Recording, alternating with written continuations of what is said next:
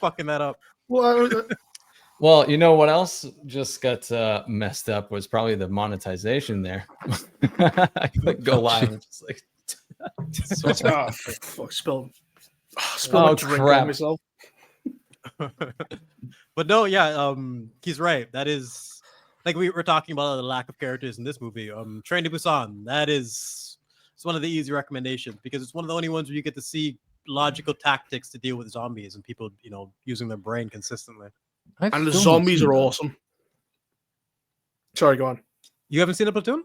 No, I still haven't seen it. I think I need to watch it. Because I kind of like, zombie stuff can be really fun. It's just that so much of it is absolute shit. Yeah, this is a good one. The seasons of Walking Dead, good, kind of like them. And so yeah, you can do loads of fun stuff. I like anything which is sort of post-apocalyptic, where society's basically fucked, and zombies add an external threat element to that. And you also get to go around chopping people's heads off, and you get to imagine that people you don't like are the zombies, like they are in real life. So it's fun. But like you said, this is the one that's highly recommended because most of the content with zombies is usually subpar. Like I recommend 28 Years Later, Train to Busan, the first episode of The Walking Dead, and the Hard Home episode of Game of Thrones. Like that's pretty much it. That's like my zombie S tier. But most of it is just subpar. But Train to Busan is a solid one. It's especially if you do like zombies and Cynic, someone who doesn't. Yeah, it's the one that's worth checking out because it's respectable. Wander Girl 108 says, have some money for that impressive little Platoon impression, Cynic. Well, thank you. It's taking one for the team. I wasn't going to try that. It's TGV funny. Monster. After Dark, how does everyone feel about that vanity piece where Pedro is being face touched? It has Buffalo Bill vibe. Yeah, that's fucking weird. What was that? That was so bizarre. Yeah, like is there actual any reason to it, or is it just a porn site that he's accidentally leaked? God, it's so bizarre.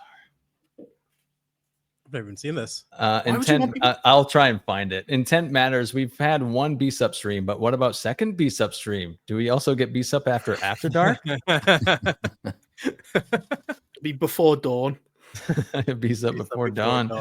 Imperial Fist Stand. How'd it go, Reaper? Everything working normally? It was like, the Ents, and he released the dam. And I just flooded Isengard. I just went, release the river. Oh, God. Let me try and find that Vanity Fair thing. It was a Vanity Vanity Why would you Fair, want right? a bunch of fucking weirdos and Intent touching your face? The fuck's that about? Because Pedro Pascal's a creepy creeper. He's just a strange weird man. dude. He's a strange man. Like how many? I don't know. How much more off-screen moments do we need of this man? He's so fucking bizarre. As you said, I found Brooks, it. As you said, Brooks, he'd be the fucking dinosaurs in Jurassic World. Yes. He's gonna be the main character. He's gonna be the villain, and he's gonna be the fucking new dinosaur. And he's gonna react to himself, going, "Wow!" and it's him. I'm not going to get taken down for playing an ad, right? Like if I bring that up. It might be demonetized, but you won't get taken down for it. Yeah, whatever. You just do a still frame of people with his hands on his face. I know, but you just got to see it. Yeah, he's enjoying it too much. Yeah, it's really. And add the lick too. You got to add that with the fucking him licking the joystick. Oh God! There's too much footage. Him and his funky outfits. I don't even know what to say about that guy. What was that one where he's wearing the fucking boots that go up to his knee, and he's wearing like an old fashioned child dungaree? It was like a pirate's shirt and like some like children's water boots or some shit. Like for a rainy day. I don't know what it's. He looked like a creative character, like an RPG character. Where you just got to pick up whatever gear you can at the beginning. Yeah, you know what I mean. Nothing RPG hustles. The best stats. Are you ready for this? What is this? I'm already fucking grossed out. Oh. Good. Why? What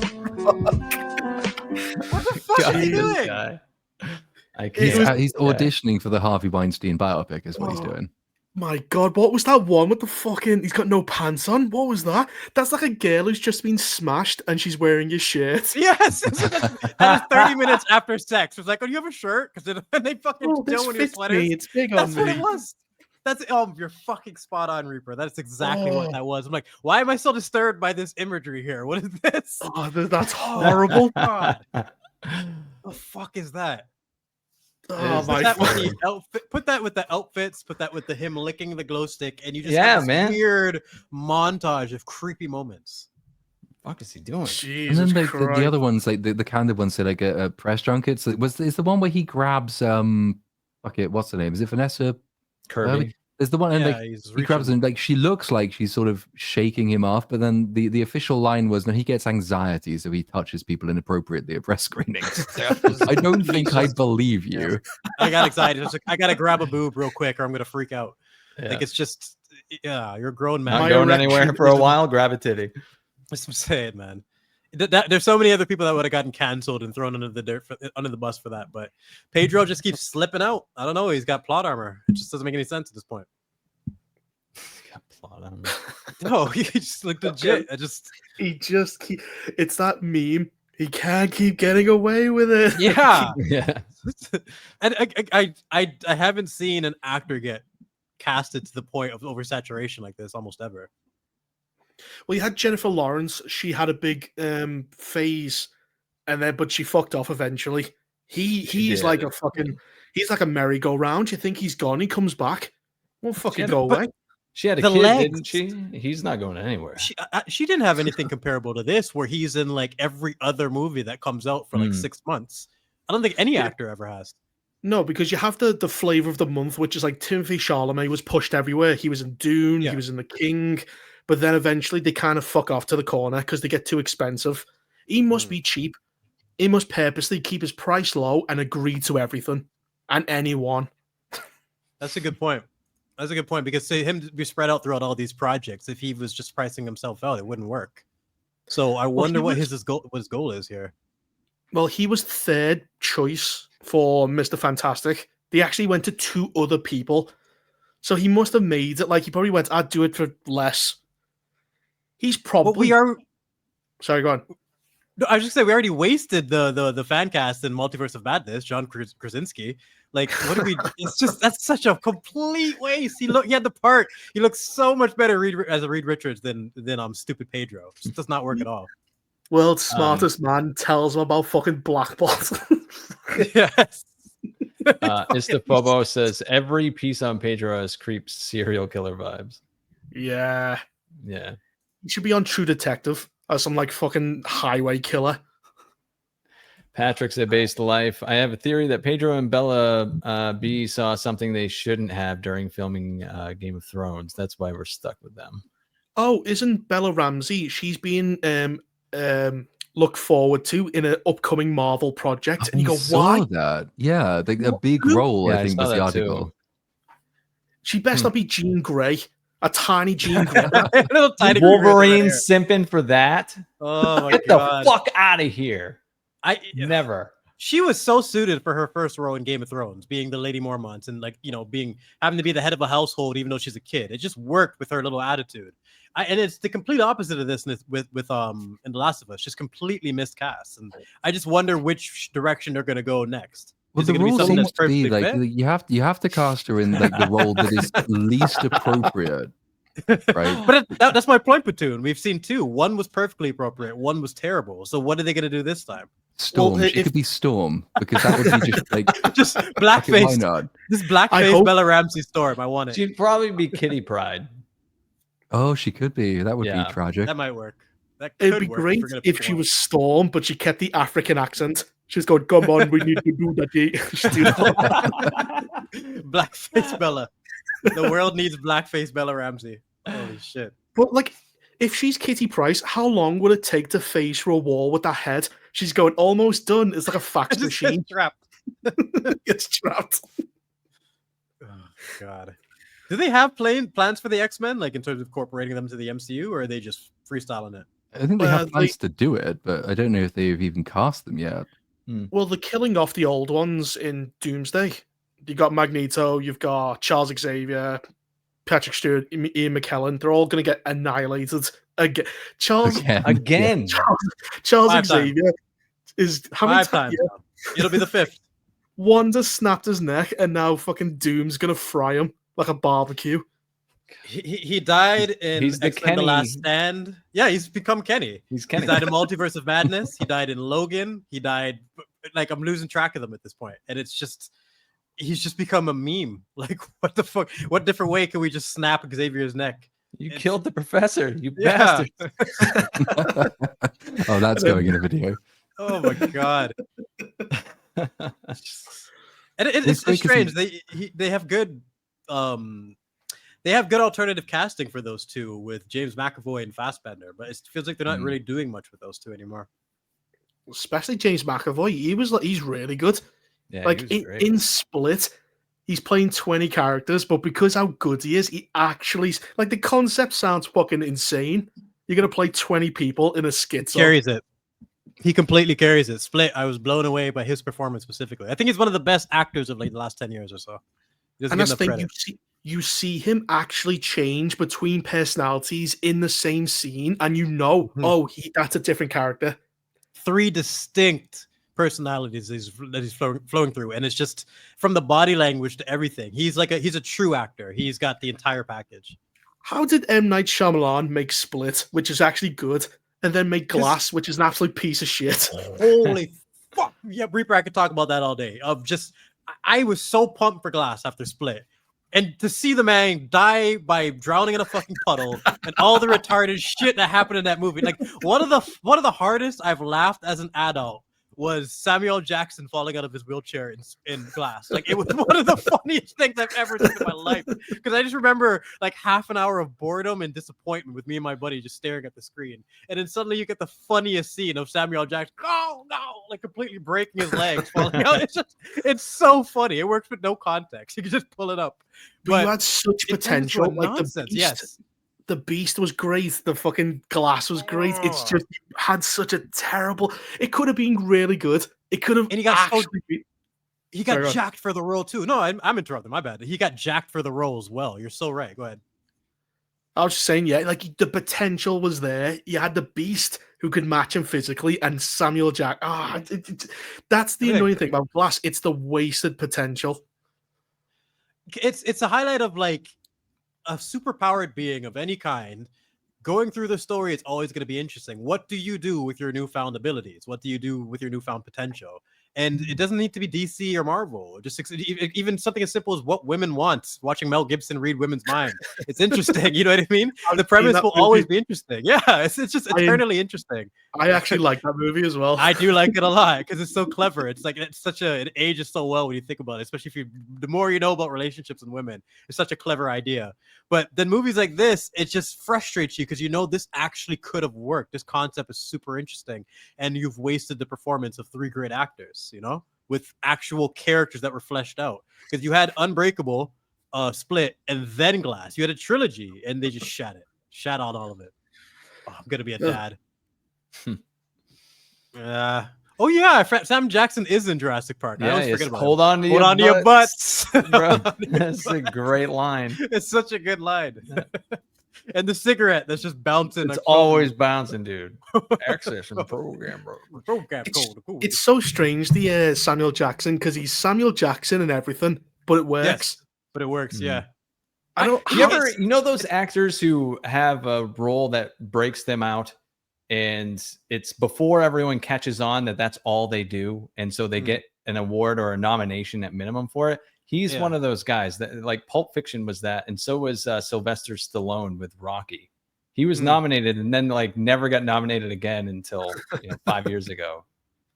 He same shtick over and over. It just depends on because I feel like Samuel Jackson's different than The Rock or Kevin Hart or those people who legit play themselves in every single movie. He's got more range than that. He's got a different you get a different variation of Samuel Jackson in every single one. It's part of what makes him work. I feel like he has degrees of himself though, and that's it. Like he has his style locked in, and that's what he does. What did you think of him in the Django Unchained? It's still Samuel L. Jackson, dude. It was fantastic, but it was still him. He's more frail But like, yeah, he's still going, man, they're gonna fuck with your nuts. And I was like, he literally sounds and talks exactly like Samuel Jackson. You know what? You're right, because look at the Penguin. You don't see Colin Farrell. When you look at the Penguin. You don't see him at all. But Samuel Jackson. You see Samuel Jackson. It's almost comforting to see him in that role too. It's why sticking him as Mace Windu was such a mistake in the prequels. Because like, why would you have Samuel L. Jackson but have him play someone who isn't Samuel L. Jackson? He's so boring. Lord. Like his whole delivery was crap. He was the most angriest, peace-loving Jedi you've ever seen. Yeah, I detect a plot to destroy the Jedi. It's just everything. He was such a waste in those movies. Even his fight, he had the worst fight in the whole trilogy as well, probably. Oh yes. Don't listen to him, Anakin. No, he's the evil one. No. I just love the fact that Palpatine did not get one Force Lightning hit on Mace Windu. All of it went back in his face. Anakin, help me! It's such an awkward scene, man. Everything about it. I'm not the evil one, Anakin. This is just lightning from my fucking fingers. I was right. The Jedi are taking over. Oh god! And the best part is how Palpatine just pops right up after. He's just like, "Yep, back to his feet, no problem." Yeah, he's such a the little look he liar. gives when he realizes he's won. He's just a little sort of his head pokes up. I just don't know why. Why does he say power, unlimited? Like he's just power. Because he realizes how into the retarded Anakin is. He's picturing the entire OT right now in his head. Like it's over. He's already won. This kid's He's just fucking having stupid. fun, is what he's doing. He's having so much fun. Yeah. And you realize the most powerful kid ever is absolutely retarded and will listen to whatever you say with no proof. I would be celebrating too. Like, come on. Shit, man. Unlimited power. Tay sent in a super chat here real quick. Cheers, everyone. This might be too much to ask, but can we get Platoon or Reaper to read some cringe poetry together or some hip-hop lyrics? That's up to them. Pops, all you guys. I'm for it. No, I don't know any. I'll pull up some Tupac lyrics for you. Oh god. Yeah, I get their Reaper Platoon rendition of Changes. That's what we need. Yep, and Jedi Brooks can give you permission or not. That's not. There we go. I'll do a beatbox in the back for you. Yeah. Istafobo says Bella Ramsey would make a perfect dupe jacket.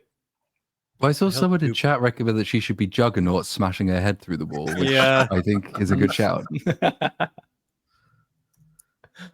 Dupe is this gross fucking pickle monster. What is that? He's like a pickle alien. What is that?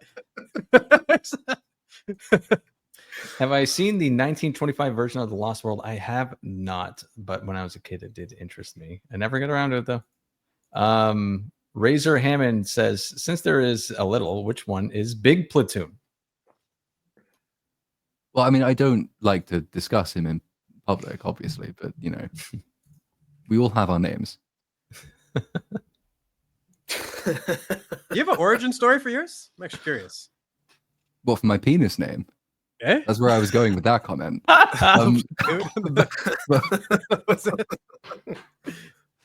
For the channel name, it's a quote from Edmund Burke, which is like the guy I ran the channel with at the beginning came up with it because we were trying to find something that sort of fit both our different perspectives. And Edmund Burke sort of sat somewhere in between the two of us, so we thought that'll do.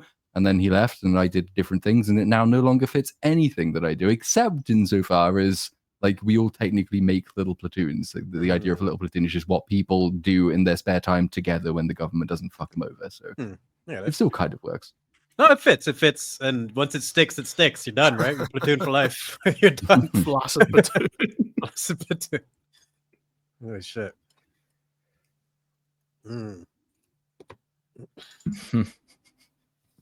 Oh god.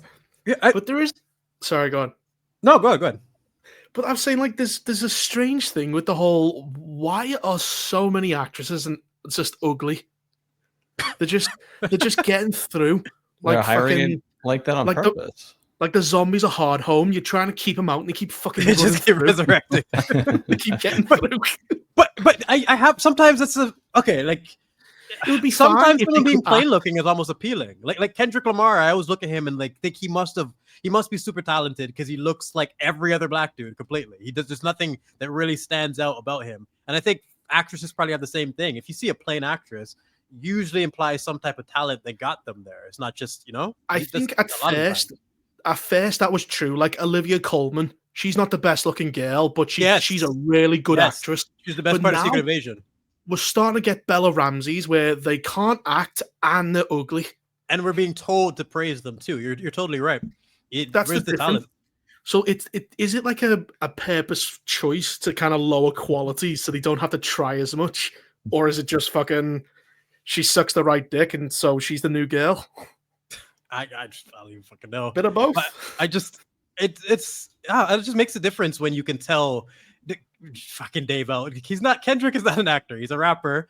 And specifically, I look at Kendrick and like, holy shit, he reminds me of like 30 dudes I went to school with. He resembles so many of them. And it just a highlight to me that he must have had talent to differentiate himself. He didn't have a particular look that made him stand out. And sometimes it's something that's respectable because you know they had to work so much harder. You get the weird male actor who looks weird, like Matt Smith, where he looks like there's something not quite right. When you were coming out the birth canal, something went wrong. Your face got smushed up against the side. Wrong temperature. Something. He's half baked. You're right. Something's wrong with Matt Smith's face, but it works. But because he's a good actor, it becomes a unique selling point. Oh, he's weird looking, but he's playing an alien, so it actually adds to it. Whereas, you just get some girls, you go, you're shit and you're ugly. Like Sydney Sweeney is not a good actress. She's she's not very good. But my God, those milkers, I would have her like a cow, milking buckets. Just fucking, Chuck those things. I would be like fucking Luke Skywalker on the island, bro. but it's the same thing with Gal Gadot's another one. She's she's Wonder Woman. Her smile. Her whole career is based off her smile and her aura. She's really nice. Attractive. She fucking sucks though. She can't crazy. act. Bad. She's she's like the White's the female end of the Arnold line for her. Schwarzenegger. She's there because like she's just impressive to look at, and then Arnie is she can't way more speak talented and she can't than her. act. How dare you, Platoon? How dare you, Platoon? I think Arnie in Predator and T2 is way better than anything Gal Gadot has ever done. She really I is agree with that. Yeah, Arnie True is lies, bro. one of True the lies. best robots ever. Yeah, people don't give Arnie enough credit. Just they say he was good as a robot because he's robotic. No, there's a lot of nuance to that performance, and I appreciate. And I just like the scenes with him and John. He fucking nailed what he was supposed to do. Show me a scene where Gal Gadot nails anything. Well, she raped a guy. That's it. You can show me. We can find the rape scene before we can see this a scene of quality acting. It's crazy. Kal-El, no, that's a classic. Kal-El, It's no. so good. What about White? Snow? Yeah, that was the end of the line for anyone who thought she had some talent. It's all but over. no, she was the best thing in Snow White. She She's was. so funny. She was. It's like watching a disabled sports day. It's like, oh my god, he's trying. she put her heart into it. Steven Norlander says Darkseid Din Djarin's name would be Darth Daddy. Oh jeez. Oh, isn't he? Is he still getting that movie with fucking Grogu? It is coming out next year, early next year, I think. How did we go over this whole shit movie without mentioning the Baby Yoda dinosaur? Oh, because it's irrelevant. It's like it doesn't do It anything. literally What? didn't even do anything. I thought we were getting a payoff with that at least. They forgot. They just totally forgot. Just merch. It's all there is. It's just merch. Merchosaurus Rex. They can't even. At least Baby Yoda had some effect on the plot. We're getting to the point where merch is legit, completely vapid. Like I don't even remember the dinosaur having a scene or like any type of payoff. I would respect it more if the girl turned around and went, buy this fucking thing, pay for it. Seriously, Just said man. that to the camera. I'd respect it, at least. Yeah, that little Like kid the- couldn't act either. Let me throw that in there. What kind of product placement was that for fucking Snickers? Eat Snickers, cause a fucking genocide on the Yeah. island. Pretty much. It was the Pepsi in Madam Web all over again. Fucking hell. Why'd you have to remind me? Product placement used to be like smarter, like, oh, he's drinking it and he's having fun. This one is drink it and people die. Yeah, drink it, people die. Eat it, people die. What's some of the best product placement you can think of for movies? I'm drawing a blank for some Blade reason. Runner. Almost every product placement in Blade Runner, because it works as like it is in universe adverts and it is what the city would look like, and yet it is also product placement, like massive Sony signs and shit. Okay. See, it's got to be a natural part of the story. Okay, yeah. With this, it's just Fucking I Snickers, remember man. I played Yakuza, and he goes, "I've got you a drink," and then there's two people on the train talking. It just cuts to a full shot of the fucking drink for about 15 seconds. That is the worst one I've ever seen. I would say the original Wayne's World. The way they did it was fantastic. Oh yeah. Yeah. Yes. I And it's don't the have taste of a examples. new generation. I I Some can't people talk are- about it right now. It's giving me a headache. Here, take 2 of these. Ah, new print, new, little, yellow, different. What's the when he's lying back in all Nike and he goes, "Some people are sellouts," and I think And that's just sad. really sad. Yeah. Oh, that's so good. Fucking hell, man. They used to actually do it with class, just tasteful, something you're not gonna roll your eyes at, and it's gotten to the point of just Madam Web, boom, Pepsi sign, fuck it. Well, Yeah, that's the thing with Subway and Happy merch. Gilmore was great. But the merch are becoming characters. Like the fucking dinosaur in what Yeah. the fuck is that? It doesn't do anything. Was merch was this thing you had to do. We quickly show it, it's out the way, get on with the story. Now But it's they're becoming no. they're Sorry, becoming go vapid characters. Like a little baby fucking Groot and Baby Yoda had some effect on the plot. They at least existed to some degree as characters. That little stupid dinosaur was it's the most worthless example of a Baby Yoda marketing ploy I've ever seen. You just didn't do anything. Yet people are gonna eat that up for some of the stupid kids out there. It's what? I don't know. They need to work harder than that, man. It's pathetic. Well, any arc Grogu had ended at season 2, and then in Book of Boba Fett, he fucking completely bring him undid back, it. baby. Bring him And back. now- Fuck it. Now he's got no character. Now he literally is just walking merchandise. It's baby forever. What are they ever gonna do? Have him grow up and speak? Like we're gonna get young man Yoda? They don't have a plan for his character other than he's cute and he looks like Yoda. That's the beginning and ending of it all. They had He's no also a- story for him. He's also a genocidal little shit. Remember that woman? He was eating the eggs. These are Eating the the last eggs. hope of my people, and she kept fucking eating Oh. them. Oh, This is- and it's just make a joke out of it. But it's Little cute. monster. It's so cute. Look at him eating babies there. But there's a creepy thing with Baby Yoda because he shows enough comprehension to be an adult, but he acts like a kid. Yeah. Is he like a grown man in diapers tricking He's just people? trolling. He's just trolling at this point. He just wants people wiping his ass and like he doesn't want any responsibility. I'm convinced that motherfucker knows everything that's going on. He's wise as fuck. He's just trolling. He's a dick. That's the only explanation for Yoda. That would be at least a good twist. He went, Yeah. "Well, Jim, I've been lying to you the whole time. I didn't need They to be catch him making a nursed." phone call. They catch him on the phone. Like, oh no, and he goes back to his baby voice or some shit. That's what I need. Fucking lying ass bitch, Baby Yoda. That's what we need. That's the twist we all deserve. That would actually be something. Yeah. Because you were just gonna get, remember AT-ATs, remember fucking ATSTs, remember the fucking cable from fucking Empire Strikes Back. That's it. Oh, They did that in this stupid Jurassic movie too, where the scene with Grant getting electrocuted or the kid getting electrocuted. That same wire, they all pass by and they make sure that they zoom in so you know this is the shot. And it's just member berries, complete member berries with nothing else attached to them. did anyone else find it strange how the Mexican family had an American flag on the boat? And I went, are they trying to like break into America, or did my mind just go there? Because I went, there's no way that she goes, we're American. There's an American flag, and I'm like, you're definitely not American because Americans don't do that. Or was my brain so fucked? I was too distracted by how like what's the point of the family? The way we kept cutting back and forth and then the contrived way of fitting them back together. Help me out It's here. just What 'cause the fuck all was the other point of them? other movies basically have a family subplot in them, and so the writers for this one said we just need a family. And Yeah, I then remember you people will mentioning say, that. "Hey, it's the same thing," even though it isn't. So yeah, yeah, you're right. It's instead of doing proper, Baby Yoda marketing and creating a character that's actually got something to discuss, worth talking about, and also doing a proper family dynamic, they just shove these things in and hope we do the rest in our own head. We just do the work for them. If you That's actually yeah. look, Yeah. these type of movies are making lots of money. Like Minecraft was absolute dog shit and had like a vague family thing. This is dog shit. The Monsterverse with fucking Kong is making money. Like, these films are all succeeding. They're all making enormous amounts of profit. So why we're never going to get a good film because good films don't sell. Exactly. Yeah. The only encouraging thing is I think like this movie has made less than Dominion did over a longer period of time. Like it's got a lower opening weekend and it had like a 5-day weekend, whereas Dominion had a 3-day weekend.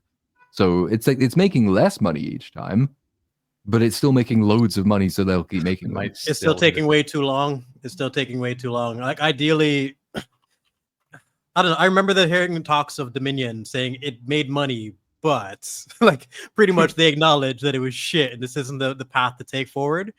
I didn't think we were going to get this, which is like you pretty much haven't learned your lesson. You just made a movie that's not embarrassingly retarded this time. And they still are going to pump it out because they make money. So like Reaper said, it's just how are we ever going to get a good story with dinosaurs if this is all they have to do to make $1 billion? Why even try? If you want dinosaurs, just go to an old person home. That'll be the cheapest one they do. Fucking hell. Look at this and a pensioner. Istafobo says, imagine Gal Gadot with Sydney Sweeney's body. She's so thin. It'd be weird because it probably look like, weird. Yeah, there's no proportion. Like she's got a bit of thickness to her. Whereas Gal Gadot was very skinny, slim. Yeah. Imperial Fist Stand. Did you not want to eat a Snickers after though? It's No, true. No, I want to boycott Snickers for life after that shit. Like you idiots.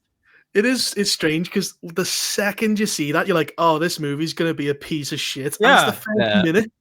It's the first minute, oh god, I'm in for 2 hours of shit. Oh my god, man. Because you're setting up so much at the beginning in terms of like the tone, like at the beginning of Terminator with Nice Night for a Walk, like Arnie coming out, dick swinging and fucking like killing people. Like it's just, you're setting up your tone and for what people are going to expect for the rest of the film. You start off a fucking Jurassic World movie with a Snickers bar being the reason the dinosaurs get out. Then I've just tapped out already. I've given up. I have no faith in the rest of your ideas. Oh, fucking hell. Warrior Poet 808. Have any of you seen the Batman versus Darth Vader short that was on YouTube about 10 years ago? Far better than anything from the studios in 20 years. Was that made by, it's called like Bat in the Sun or something? It's like Bat in the Sun Studios. It's a fan thing, and they've done a bunch of stuff like Wolverine versus Predator and, pretty much anything you can think of in that kind of vein. I think I've watched it, and then Batman cheats at the end because he just calls in Superman. Like, that's cheating. That's fucking cheating. Yeah, fucking do that. Real cheating. Fucking Darth Vader just go find Palpatine, and everyone starts bringing the friends. Fine.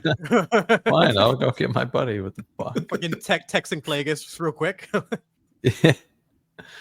Razor Hammond. I always imagine Reaper as the UFC fighter Patty the Baddie, but with black hair. By the way, do any of you guys watch UFC? Hail Reaper by Tribal Chief. My Tribal Chief. Here you go, lad. I just started watching UFC and I watched WWE as well. So yeah, I watched both. I know the Tribal Chief reference as well. I'm a MMA fucking loyalist. If you look at my channel, the very first video isn't a movie review. It's a tribute to one of my favorite fighters, Lyoto Machida. So I know exactly what he's talking about. Patty, number 9th ranked. He's getting a fucking title shot potentially just because of the drama between him and the current champion. Yep. But if anyone isn't an MMA fan, this is actually a good time to fucking pop it. Especially someone like you, Reaper. Your countryman might be getting a title shot. So yeah, I love MMA. I love MMA. I dip in and out. I've been like for the last 20 years pretty religiously following MMA.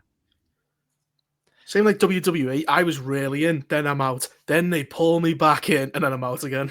Yeah, dude, they pulled me back in a couple of years ago, and right now it's fucking trash. Like it's so bad, and it sucks.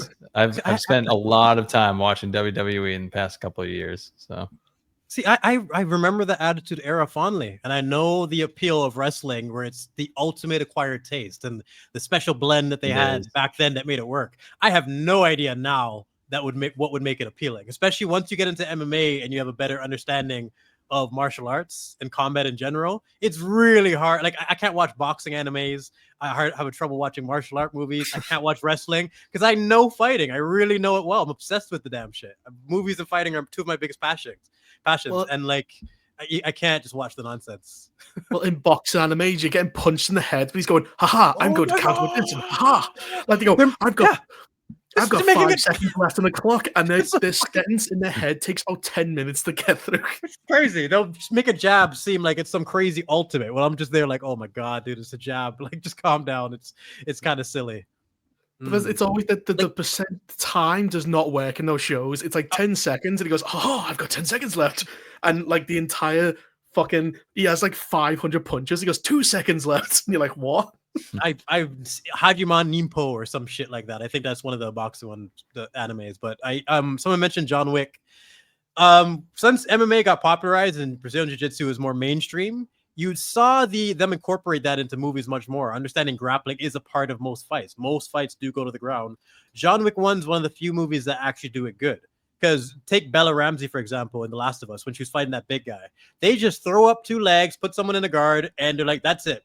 They throw up half a triangle, and they think that counts for jiu-jitsu, when really that dude would have just taken her and slammed her against the wall and broken her neck in 2 seconds. So it's an portrayal of self-defense. John Wick actually shows realistic grappling. It was in Fury where Rampage Jackson did that. He picked a guy up and then powerbombed him and nearly killed him. There's a famous scene in Pride. Anyone, even like non-MMA fans, would find this. Go look it up right now. Rampage Jackson versus Ricardo Arona. He's in that same position, and he power bombs this motherfucker through the air and slams him. It's like the greatest slam in MMA history to this day. It's phenomenal, but it's an example of what should have happened to Bella Ramsey. And that's I want realistic dude. Yes, exactly. And there's technique that they could have employed to show what a smaller person would need to keep a big guy like that from utilizing his strength. They ignore it. And they just get lazy, which just annoys me. John Wick did the gun jitsu properly and the technical grappling on the ground properly, where you actually are seeing the transitions. So yeah, it makes a big. And yes, Rudy, Pride, Cynic, you're aware of this. You know about the WCW versus WWF Monday Night Wars back in the day. Oh, of course. Everybody knows about that. We learned about business. It's them being at war is better for the fans. UFC had something similar. UFC versus Pride. It was a Japanese organization, but the UFC bought Pride, bought WEC, bought Affliction, bought Strikeforce, and they have a fucking monopoly now at this point. So it's part of the reason the sport is kind of oversaturated. So yeah, you want to have it spread out. Disney is an example of this now. The fact that they have fucking all the great IPs under one banner is fucking it up. Got to spread it out. Yeah. Does anyone just to segue? Has anyone watched Squid Game, the newest season? Because I've just saw something then, and I binged it. Is it worth it? I've been putting it off until I actually have to watch it. Bro, there's a meme I got sent that I should just send to you guys because it would have been a better ending than what actually happens. Oh, it's bad, is it? I rewatched season 2 and it gave me renewed hope for season 3 because I really liked it. I love season 1. I like season 2. Season 3, fucking hell, they fucked it up. It's damn near awful. It's damn near botched disaster. The continuity from the ending of season 2, the cliffhanger, what a waste of time. They just fucking cheat and just teleport them back into the games. They have some moments of like I think the best character overall from season 2 and 3 was the trans character, Hyunjae. That character gets a good payoff. That's the only good story. That's the only person worth seeing for season 2. Yeah, if you liked season 2 and you're on board with Ji-hoon's character, I'd say watch it just so you can get some conclusion. But you're getting a conclusion to Ji-hoon. The rest felt like some arcane bullshit where they wrapped it up real quick so they can get onto other shows or whatnot. The conclusion to the cop is a joke. If you watch season 1, you know just as much as I do about the cop and the front man because they fucking do nothing. It's the same payoff. Like, hey, brother, why'd you do that? And he just walks away. Nothing. So it's a fucking waste of time. Cop is equally useless this season. Absolutely, even more so because you're built up for it this time. You're like all ready for the payoff. You know what I mean? Nothing. Well, and even the he had front man, so much screen time. So much. The front What the man fuck? was actually fascinating in season 2 because I wanted to know, unlike the old man who was about to die, so him being in the game made a little bit more sense. Front man risking his life didn't make as much sense for me, and I wanted to know why. Even him killing the guy in that room because they only needed 2 people. He killed the dude to make sure they passed the game. He did a little bit of a freak out during the 6-legged race game, and he almost panicked. And I'm like, is this real? Are you acting right now, or can you shut this down with a snap of a finger? I wanted answers. We get nothing. We get nothing. I hate season 3 now that I think about it. It's implied, like the guy who what's the main character's name again? Ji-hoon. Song Ji-hoon. The guy he plays the game, the Daki, the flip the letter game. The recruiter. He's a former contestant. He's done stuff. There's actually, like, you can tell the people in the game have got a history. Mhm. And the fact that the main guy doesn't have anything. Shit. It's incredible. I made a small video praising the character work from season 1 to season 2. Ji-hoon's and the recruiter scene, there are 2 scenes I thought were phenomenal. The Russian roulette scene in season 2. And anytime you can take a scene with a character that we know is not going to die and still create tension is just pure talent. And that's what they did with the Russian roulette scene. And it was all downhill from there. It was kind of just a rehash of season 1. And everything that they built up in season 2 that was enjoyable or you kind of wanted to pay off to was rushed or half-baked in season 3. Am I right in thinking that it ends on like quite a cynical note, with the implication being that like this will never end? Am I right in thinking that? You don't get a proper conclusion, and you get a rushed end to Ji-hoon's story, and basically setting up room for more Squid Game in the future if they want to. Well, the front man's that was alive. the thing, because I wonder whether, and again, I've not seen it yet, but I was wondering whether it might even be a bit of a comment itself, because there's an American Squid Game being produced, right? I think this is what Squid they set Game up. there's now, I think there's a Squid Game Fortnite season. There's Squid Game, like I've seen Squid Game marketing on everything from fucking Johnny Walker Black to Just Eat fast food deliveries. So like the creator has an idea, and the idea has been defeated by reality, which is that you will never escape capitalism. Good luck. Fucking hell. Tell him how it ends, Reaper. That very last scene. You remember? The fucking introduction of you see, who was it? Kate Blanchett? Or Kate Blanchett. I know that bit, yeah. Yeah, you see her playing. She's the new recruiter. Is playing the Dakshi game. So it's like they're trying to set up an American Squid Game or something. And I'm like, oh fuck, nice. Instead of making it, sorry. I said, can you imagine how horrible American Squid? How politicized the commentary and like they'll make race things, they'll make immigrant things, there'll be a sexism angle. It's like, oh fuck off. Just what? And I was saying. I had this conversation with my brother. I went, if they are like, because I heard about the cinematic universe Squid Game. No, like, if they do that, the Squid Game, number one, you're not going to play Squid Game in the West, so the title's redundant. But what are the games you would play in America? Because in England, it's just football and football and more football. That's pretty much hopscotch. It. Baseball, you could do the hopscotch and you die at the end if you get it wrong. You play skip from jump rope or some shit. Like, I don't know, an American version would be trash. It's just, you're look, season 1 with all its problems, like the VIPs are there literally just to give shit exposition and summarize to the people who are looking on their phones and whatnot. And they come back with a vengeance in season 3. I wanted to fucking rip my eyes out. You know what I'm talking about, Reaper. Every fucking line of dialogue is just the most terrible exposition ever. I haven't seen the ending, but I saw. She's got an injured leg. You can't jump with an injured leg. It's going to be hard for her to compete in this game. What about her leg? It's like, bro, we fucking know. Like, but I know the director. I know what he says, which kind of gives me an inkling of what happens. I'm not 100% sure, but he said in my story, it was a lot more. My original ending, it was a lot more hopeful. He doesn't dismantle a system, but he kind of wins and all that stuff. But apparently that doesn't happen. The end of season 1 was kind of that implication. It borrows quite heavily from the Matrix, right? Because then you get him coming back as this new man. He's got the weird red hair, but it's like Neo calling the agents and saying, I'm coming for you, basically. And like that's how I always thought that's how the creator wanted it just to finish at that point. I think he had to be talked into a second season, and then of course had to be talked into a third season. And then it's getting spin-offs, and then it's sort of undermining everything he was talking about. So I wouldn't be surprised if he was quite jaded by the end of that process. I have one word for you guys. fucking baby. The fucking baby plot in Squid Game. Oh, because one of just them's jumped the pregnant, shark. right? Bro. But she's not 9 Can we months. just spoil it? Like, this is so fucking silly, man. I mean, I Reaper, don't do you know care what happened about to it that? at all. So Yeah, go on. It was Fucking, bad, yeah. it's so stupid. They fucking have her give birth during one of the games to try to inject drama into the fucking games. The girl dies because her ankle is injured, so she can't do one of the games, so she just kills herself.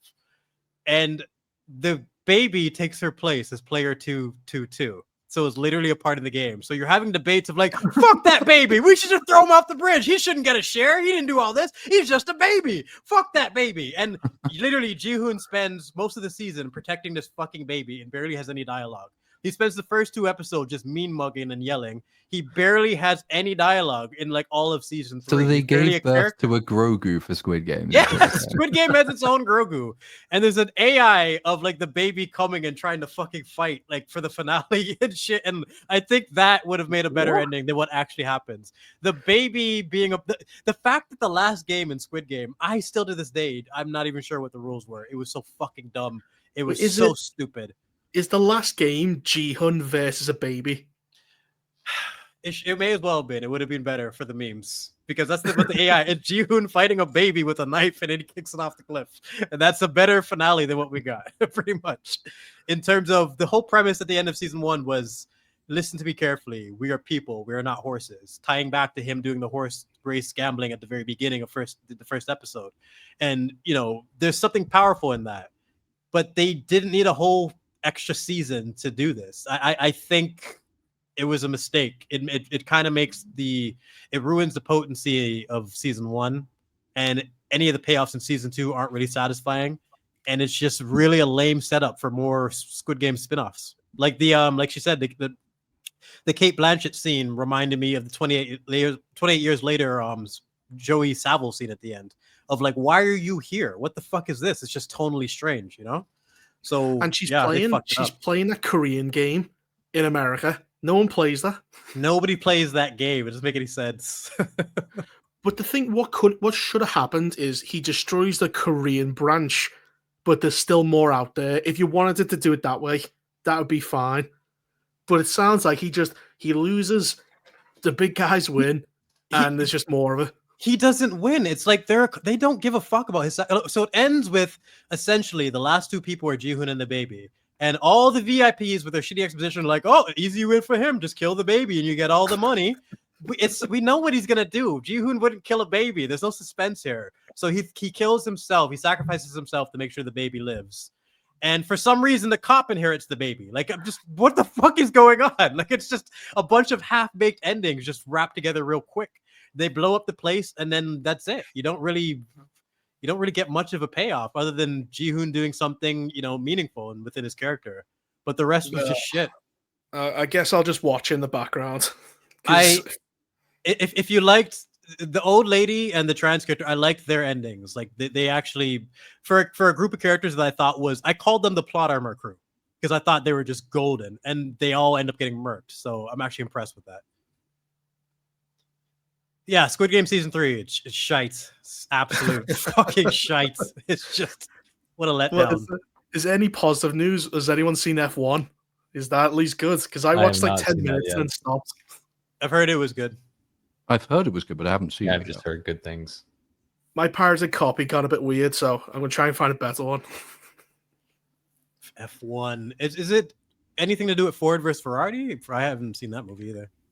No, it's just Brad Pitt. Basically, you know the basic story. He's a washout. He gets another chance to success, and that's about as far as I got. And then the rest of the movie happens. Although it's, from what I've seen, it's 2.5 hours long. I'm like, this sort of story doesn't need that time. Doesn't need it. The races are good. I'll say that. Okay. But I need to watch the rest of the film. Man, what happened to Swift 90 minutes in and out? Those are the ones where you don't have to take a big yawn after, like take a nap. Like, For real. What was the nice thing about like hour and a half. rewatching all the old Jurassic films? It's like, wait, Jurassic Park 3 is basically just 90 minutes long. Oh, that actually makes me feel better about the homework. Yeah, Swift. I was saying this on the Jaws stream the other day with Nuance. It's like every single time I watch Jaws, I'm like, holy shit, I thought this was 3 hours. I always think of Jaws as a 3 hour movie, but it's 2 hours on the nose because it's so perfectly paced. This There's no latest wait. film was only 2 hours and 4 minutes when the credits hit. Mm. It's pretty Felt short. much And it longer. felt longer. Felt a lot longer. But this is the weird thing. You always compare them to Lord of the Rings. That was 3 hours. Yeah. And all these movies are almost the same length. Like, is the new Superman, what, 2 hours something? I haven't It's actually seen that. it's not about the time, it's about the pacing. I've never been bored watching Fellowship. I'm ready for every fucking minute, and it's just How because of the way it's dense. constructed. How dense are those movies? The characters, the world building, the pacing, Yeah. the stakes, 2 hours everything. and 9 for Superman. And you get sent to Middle Earth every single time. There's very few movies that have that magical ability to recapture that every single time you watch them. You're right in Middle Earth. You're right in the Shire. You're living and dying with the hobbits all the way through it, and just they can't recapture that anymore. It's so difficult. I'm gonna read these super chats real quick. This one's been sitting here for like 10 minutes, I think. Imperial Fist stands Snickers. You've turned them against me. You have done that to yourself. It's fucking stupid, man. Ruddy Plutz with LFC's tragedy. Could Arsenal win the PL? Premier League, yeah. Diogo Jota died in a car crash last week, I think it With his was. brother. With his brother, yeah, which is very sad news for them. I mean, I don't know. It throws a bit of a spanner in the works. I'd still say City are probably favourites. They're normally favourites. If Arsenal sign a striker, they might win it. Liverpool, I think, will struggle to replicate last season either way. Yeah, you would have to kill our fucking player, wouldn't you? That's what would have to happen, wouldn't it? It's a Assassination. conspiracy. Fucking, that's what always happens. We win, and then fucking people die. Kinetic bombardment. Matthew Perry beat up Trudeau when they were kids. Good. That's- And then he died. See, this is what I'm talking about. They're all just getting Conspiracy. Istafobo says best panel and best chat on YouTube. Thank you guys. Well, thank you. Hey. Hey. And then, yeah, that was it. There were a few that were lingering. Has anyone heard any hype for Fantastic Four? Not announced? The closest I've heard is like news outlets telling me that people are hyped for Fantastic Four. Like there's articles saying, "Oh yeah, pre-sale ticket interest is the highest it's been for any movie ever." It's like, but I haven't heard anyone hyped for this film. Where are you getting this data from? You can feel it when something has some good hype to it. Like 28 years later trailer, just it was, you can just feel everyone had expectations for this that they wouldn't have if it wasn't for that trailer. You don't get that vibes with Fantastic Four. It's just here. It's just there. I think it's gonna come and go and be forgotten. It'll be like Brave New World, just come and go. Well, I'm more interested in Happy Gilmore 2, which comes out the same day. Me because too. the actor playing Shooter McGavin, he's on Twitter going, "Look at that! He's got no form. He's got in character, man. It's been fantastic. He just keeps insulting Adam Sandler as Shooter McGavin. Yeah, his guerrilla marketing has been fantastic. Yeah, and the last few superhero. What have we had this year? We had Thunderbolts, Brave New World, and then Ironheart. That's it. For superheroes, I think so. I think that was sounds it. right. But that's pretty Peacemaker, much. like- Oh, nobody even counts that. But it's just like that probably derailed any hype that could have been potentially there on its own. Had we had a break from the superhero shit, maybe Fantastic Four and Superman would have a better chance now. But people were just burnt out. If they didn't release Thunderbolts or Brave New World, if they went off the goodwill of Deadpool and Wolverine into Fantastic Four, that would be a different story. But they didn't. So because I've said it before, I'll say it again. Like, people treat these movies not as separate franchises like they used to back in 2010 or 11. They all feed off each other now. Captain America is a sequel to, whatever. Thunderbolts is a sequel to Captain America, rather, because it's the next MCU movie in the line. It's not Captain America 4 and then Captain America 5. It's Captain America 4 and then Thunderbolts. And now it's FF. But they pick and choose the continuity. Like Secret Invasion Captain Marvel, like all these movies, like Brave New World, none of them know each other exist. Like it's just they completely ignore the things that they establish. So it's tough to be able to say. Yeah, it's well said, Dave. It's a very long form TV show. Yeah, Except pretty that much. it's like none of the writers for the episodes consult with each other. So it's a long form TV show where nobody knows what the other person is doing. So That's the they just problem. fall in random places and try and have a couple of lines to tie them together. And then for the audience's perspective as well, it's like, oh, what's on at the cinema this month? Is there a super? I guess there's another superhero film. There's always a superhero film on. There is never a break from the superhero. There is always something. And it becomes so much easier to ignore them when you just bake them in and take them for granted like that. Whereas, like, Cynic, as you said, like, if they'd gone straight from Deadpool, Wolverine, and then nothing, and then Fantastic Four comes out, people in somewhere in the mind would be saying, hey, we haven't had a superhero film for a little while. I wonder if this one will be any good. The last one was okay, It's but the we homework can't as have well. that. The homework required is just like that's not appealing anymore to people. Like, oh, there's a superhero movie. Oh, fuck, I have to watch 17 shows and 2 spin-offs in order to understand the plot of this film. And the worst part about it is you actually don't. You'll probably be more confused if you watch them because they don't connect the dots. WandaVision makes Doctor Strange more confusing. It's just Secret Invasion makes the Marvels more confusing when most people would recommend that you watch them for continuity. But it's all fucked at this point. But it's also like there's a yeah. lot of it's kind of basic writing stuff when you actually get into it. If you ever write an extended work of say fiction, or if you ever do a screenplay, or if you ever write a video game, a lot of time and attention, particularly towards sort of the end of the process, you're paying attention to sort of like the overall narrative flow, I guess. Are there sort of peaks and troughs? Is the thing dynamic? Are you seeing quite big leaps? Are you doing unsurprising things with it? Or is it just kind of a constant stream of the same thing over and over and over and over and over again? Because no matter how good the thing might be really good, let's say you've got a really good, strong idea, but you deliver nothing but that idea for an extended period of time, people tune out because you're not giving them rhythm, you're not giving them breaks, you're not giving them massive highs or anything like that. In any other writing project, you would be doing what the MCU is not doing and saying, where do we need a quiet moment where nothing's happening in order to set up the big explosive reveal that comes next? But they don't seem to apply what is basic writing to the overall structure of their movie releases. We're still experiencing these things narratively, but it just reads like one constant stream of noise as opposed to anything that remotely interests anybody. We need time off would be helpful, or different scales of project, or anything to differentiate one from the other. They're just working against themselves by not accounting for all that stuff. Well, sharing notes, like you mentioned, the fact that they're making these movies and shows, stuff. and they're not even fucking like, sharing notes and have an idea of what the continuity is going to be. How can you create a story when like everybody is writing in separate rooms and not talking to each other whatsoever? It just creates the slop that we get now. And when you have so much on the line, I just don't understand how there isn't someone to just mandate proper communication between their artists. Like if you're going to hire different people for different projects, there needs to be some connection between them. They need to understand what's going on. Maybe that's the problem. Maybe other people on top are fucked and it's all a power struggle, and that's why nothing's getting done properly. Yeah. Maybe that because nobody talks to each other, because every week you probably get a different script. Okay, Riri's a thief. Oh wait, no, she's innocent. Oh wait, no, she's a murderer. It's like, exactly. What am I right?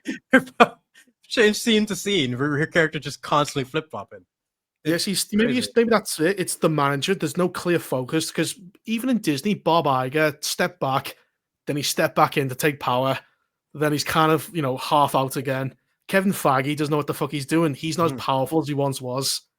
Well, they didn't. Okay, we did get great MCU movies in the past, so there was a thought process that worked that got abandoned. Like one of my favorite stories of about Captain America: Civil War is Tony wasn't even going to be in it, and I think Feige mandated it because it's a really important part. Imagine that movie without Tony; he's such a big part of the plot. And I heard the Russos went to RDJ's house, and they were basically discussing the dialogue and saying what Tony would say, what he wouldn't say, this, and that. So there's a little bit of connection between the creatives and the producers and the directors, and we're all on the same page here. I don't think that's being done anymore whatsoever. There's no conversations. They're like, don't even read the Iron Man comic. You don't want to know anything about it. Like, if Iron Man was made today, they would recommend RDJ not read a comic book ever. We're gonna do our own thing. Well, that's the fundamentally different approach. The Civil War anecdote's an interesting one because like that's the right impulse. Is that we have another film. How can we tie this as closely as possible into all the other films that have come around it? Like that decision to insert him into it to tie the story together is the opposite of what they now do. Because what they now do is to say we've got loads of projects, nobody interacts. They don't really connect together at all. Maybe you can throw in this reference from way back when, but don't reference anything recent because we don't know if that movie is going to have to do reshoots. We don't know when it's coming out. We don't know where they sit in relation to each other. They don't overlap the characters. So there's no continuity. There doesn't also seem to be like an overarching story group that sits above everybody else saying, what connects everything? Like, where should we be going? What should we be doing? There's just everything that's like an individual writer's room. And then they get hired and fired and hired and fired and hired and fired. And there's no interconnectivity at all. Well, it's kind of in they've kind of transitioned to where Star Wars is at. Because you had momentum, you were still, up and coming. Oh, we're building up to this Infinity War thing. Now that's gone. There's no goal. It's kind of just stagnated like Star Wars. Because even though Kathleen Kennedy and Dave Filoni and the fucking management is sturdy, they're shit. So, and that's the thing with like Marvel. They've just got nothing but like shit people now, and it's just they don't have any goal. It's just let's make one film that people kind of maybe sort of like, which is exactly what Star Wars is. Let's make a show that isn't complete dog shit, but they can't. It feels like the things they make that are good are almost by accident. Like, wasn't Andor just a completely separate project that they didn't care about, and that's part of the reason Gilroy got full control? I think so, yeah. Yeah. So by accident, they can only make good shit if they completely fuck up and like accidentally hire a creative and let them have the freedom because they don't care. But they won't learn. That's the mad thing about it. It's like, why just do what you're doing? Do the opposite. And it's but the little pieces of potential in all the projects as well. Like Wanda and Vision did some of their best acting. Vision's best acting is in WandaVision. I will say that. Him yelling at Wanda to tell the truth is like top tier Vision. He did such a good job. But then we don't get appreciated because the show's shit. Alicia Coleman was great in Secret Invasion. Show is shit. Mephisto was great in this. The show is shit. The pattern goes on and on and on and on. There's always a little piece of something that works. It sucks, but they keep screwing it up and surrounding it by crap. Oh, remember White Vision? He's just out there. Cum Vision, Vanilla fucking V. Nobody has mentioned him ever since. We got White Vision. We got Gaia. There's all sorts of people that are just floating around, powerful as fuck, and nobody knows where they are, what's going on, if we'll ever see them again. Well, isn't Vision getting a Vision Quest TV show coming up soon? Who knows? What's he gonna learn to be darker? Yeah. I'm like right now, he only drinks milk. He only drinks white stuff. He's super racist. Stupid. I just don't understand why they would do this overbearing amount of projects, because they had the example that it doesn't work with the comic books repeatedly. Like, it didn't just happen one time with comic books and people who read them. It happened like 4 or 5 times across multiple publishers. They had to reset the universe because everything got too convoluted and people were losing interest and they couldn't pull in new readers. And they decided to repeat the process with the movies on a much larger scale. I guess that was the smart idea. The only failed in the comics, and they still did it anyway. So that's not a priority for them. Well, it's 2 stupid things. One, when the MCU was going, you would go into a comic book store and you want to buy Iron Man, and it was Riri Williams. Yes. What the fuck was that about? Stupidest mistake ever. Yep. But biggest mistake they made. It has to be Disney Plus. That's the only thing I can think of. We need to keep making content to keep that fucking sinking ship going. Because why else would you do it? Yeah, that's what the comic books are, is just where the shitty ideas for the movies come from. Yeah, because Riri was only like 4 or 5 years old before she was being planned to be in a movie, like literally 4 or 5 years. And she was already when there's so many other characters they could have done. Yep. But they're prioritizing Riri. I think it's a part of my frustration with this character, because they ignored so much to prioritize her and gave us this. One of the most evil, diabolical, terribly written characters ever. Diabolical bitch. She's evil. I can't believe she just let the man suffocate. I've never seen that in any fucking, like, even villains will have a better thought process behind why they kill somebody or something. Like I immediately was thinking of the Breaking Bad basement scene or any of the other scenes where you have someone who like how do we deal with this person? Like, and getting their morality through the situation. Because I love the way they did in Breaking Bad. They broke Walt down and almost forced him to kill that guy.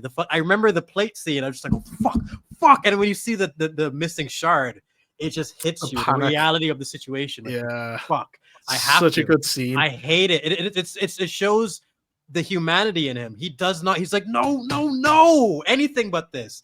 That's what we need. But they couldn't write it because they just don't have the talent. They don't have the patience. They want us to do the work for them.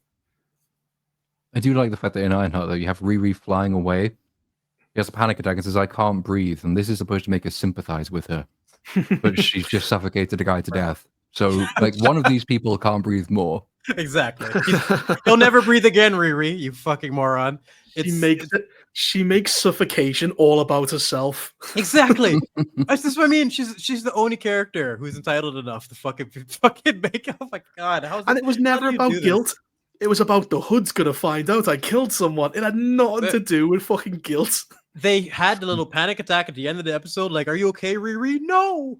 And then all they did was make a joke out of it with her mom, like saying, "Oh, that friend, your coworker that got killed." And she's like, "You know about that?" And she was actually talking about the Afro, or whatever, Stewart. That's it. They never mentioned it again. It's terrible. I can't believe just how many times people go, "You're amazing, Riri. You need to stop being so hard on yourself." When someone needs to fucking punish her, she needs a punch to the face or to the throat. Ice cream truck. Can you say that? Yeah, I can. It's an ice cream truck. Hell yeah. He's gonna go get he's right outside. He's right outside. Get one.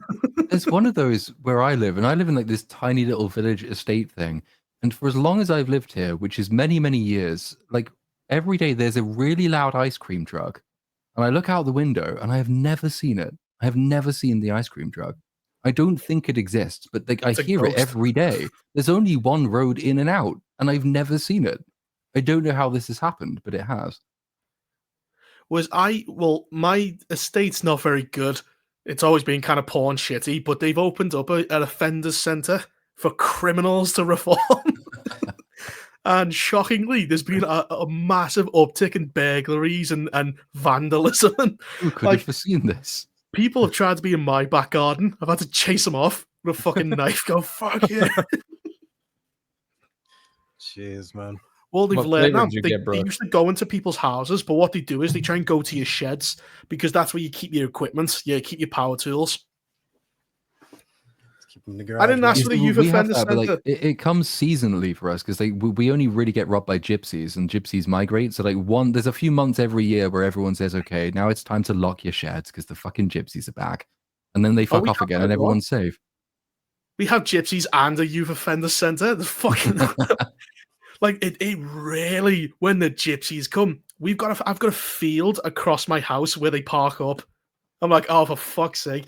Because what they do is they can apply for a, I can't remember what it's called. It's like a fucking, anyway, it's this rule in the UK where they can like lay on a field for like 60 days and the police can't do anything.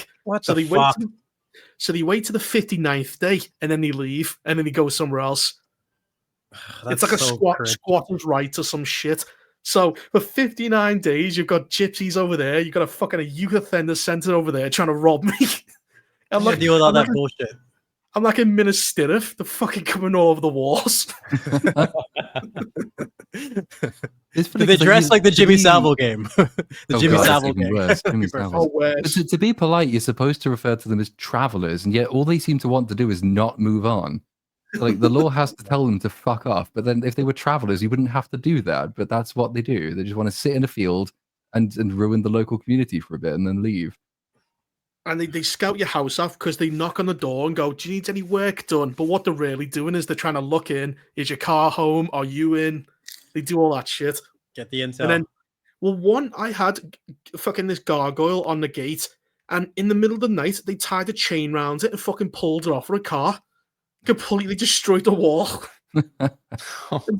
Melted down for scrap metal. Are there gypsies in America? I don't know if there are. What? Do you have gypsies? I don't think so. I guess they're like, mainly in the UK. They're mainly like in the UK. Bad Amish people. Think of them that way. Yeah, the reverse. The literal reverse. They won't leave you alone, and they steal shit. I know some boxers with gypsy lineage, but like that's about it. It's mainly in the UK. Well, Tyson Fury's a yeah, that's the first one I'm thinking of, the Gypsy King. Yeah. But like, oh my god, they're subhuman. And they keep trying. It's funny because the BBC goes, "Don't be racist against them." Every person hates gypsies because they steal you, but they can't. They can't make it stick because they steal everything. Oh, the bastards! Absolute fucking bastards! Which you think movie like represents gypsies the best? Like Snatch? Snatch. They're Snatch, basically the that. That's the best one. That still to this day might be my favorite Brad Pitt performance, man. He's so fucking good in that. I like the fact when he hires him and he comes in and knocks the guy out immediately, and they're like, "Oh shit!" Fucking classic scene. I love what's it, Bricktop. He's fucking great in that. When he goes, he just walks in and goes, when they're dismantling a body, they're cutting it to pieces. He goes, "Sorry if I'm interrupting. Hope this isn't a bad time." Everyone recommends it alongside with Lockstock. I've never seen Lockstock. I need to watch it. From I think all the Snatch is better. recommendations. It's between those two. That's what most people say. But like for like classic Guy Ritchie stuff, because I did love Moblands, and I'm gonna check out Gentlemen after that. What was that really? Was it Guy Ritchie with Jason Statham? And it was like this fucking. Oh, it wasn't Snatch. It was something else. It's more recent. I watched it and this is the worst movie I've ever seen. The Beekeeper? Yeah, the Beekeeper, right? It wasn't a Beekeeper. It was before that. I'll try and find the name of it. But yeah, he used to be more hits and miss. Now he's mostly miss. Wait, Statham? Guy Ritchie, I mean. Oh, well, I heard The Gentleman was great, and I love Moblands, so I was wondering what you guys thought about those. I haven't seen it yet. I haven't seen Moblands on my list, but I haven't seen it yet. And I don't think I've seen the other one either, actually. I don't like the dialogue. That's my problem with Mob. But I've got a peculiarity with Mob shows. What? Yeah, I've noticed that with Penguin. That's for sure.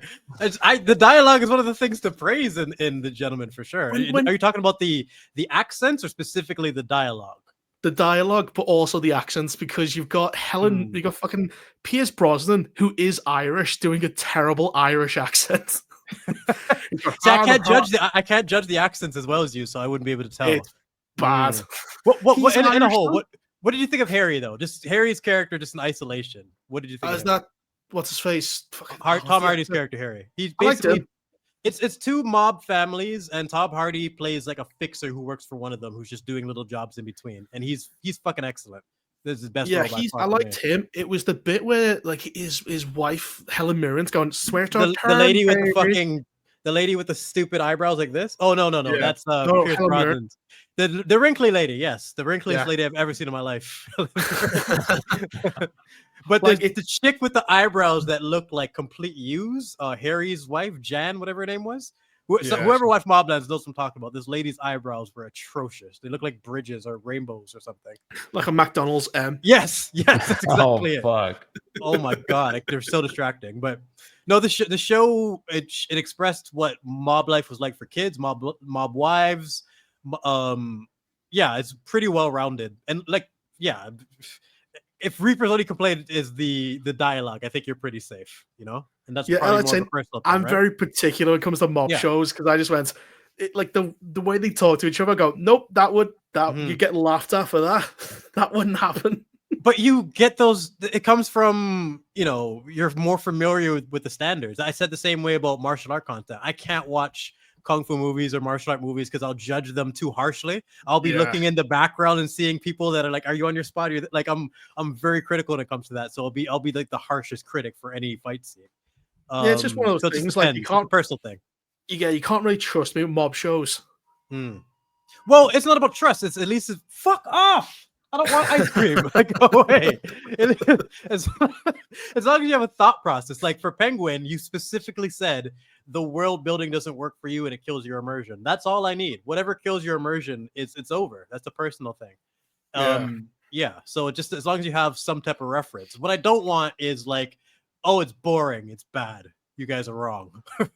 That gets old. I just don't like it. Yeah. That's basically just. Yeah. Yeah, that's just that's the thing. It's just believability. Like I can kind of get away with Snatch because it's stylized. I'm like, oh, it's not really real. It's kind of another a dimension away. Whereas this one, it's like, yeah, it's too grounded for me. So I say if you're gonna do that, you need to establish that tone from the very beginning. Like Tarantino does that with Kill Bill. So when the action happens, it's not jarring. You kind of get that tone from the beginning. You can't shove that tone on your audience so randomly. That's the problem. It was good though. For people, everyone else seems to say it's good. I'm saying I'll keep try watching it again. Maybe because I know what I'm going in for now. So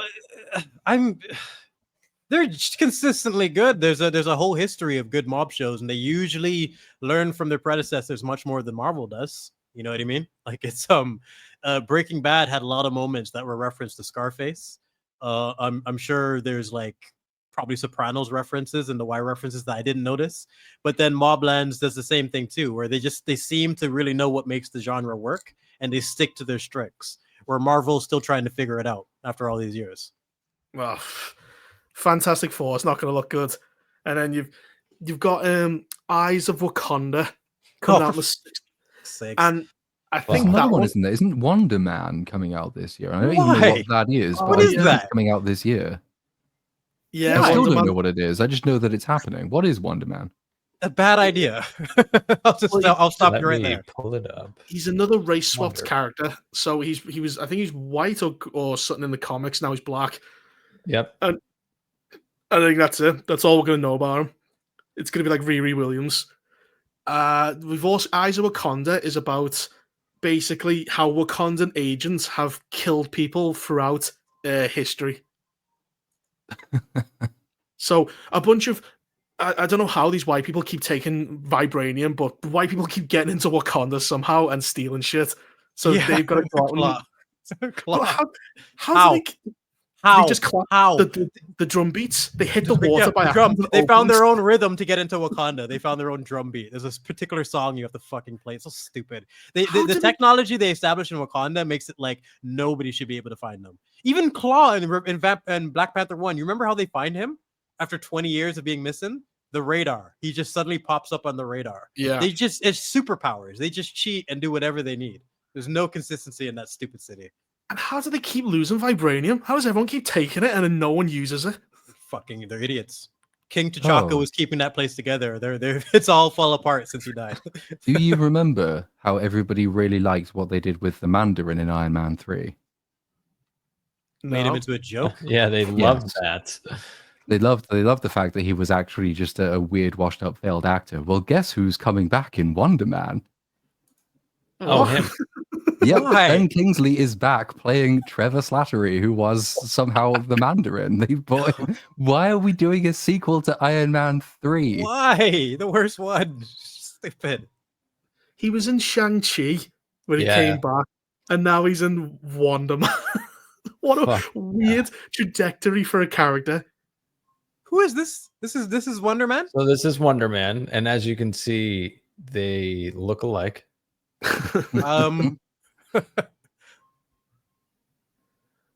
Perfect. Okay.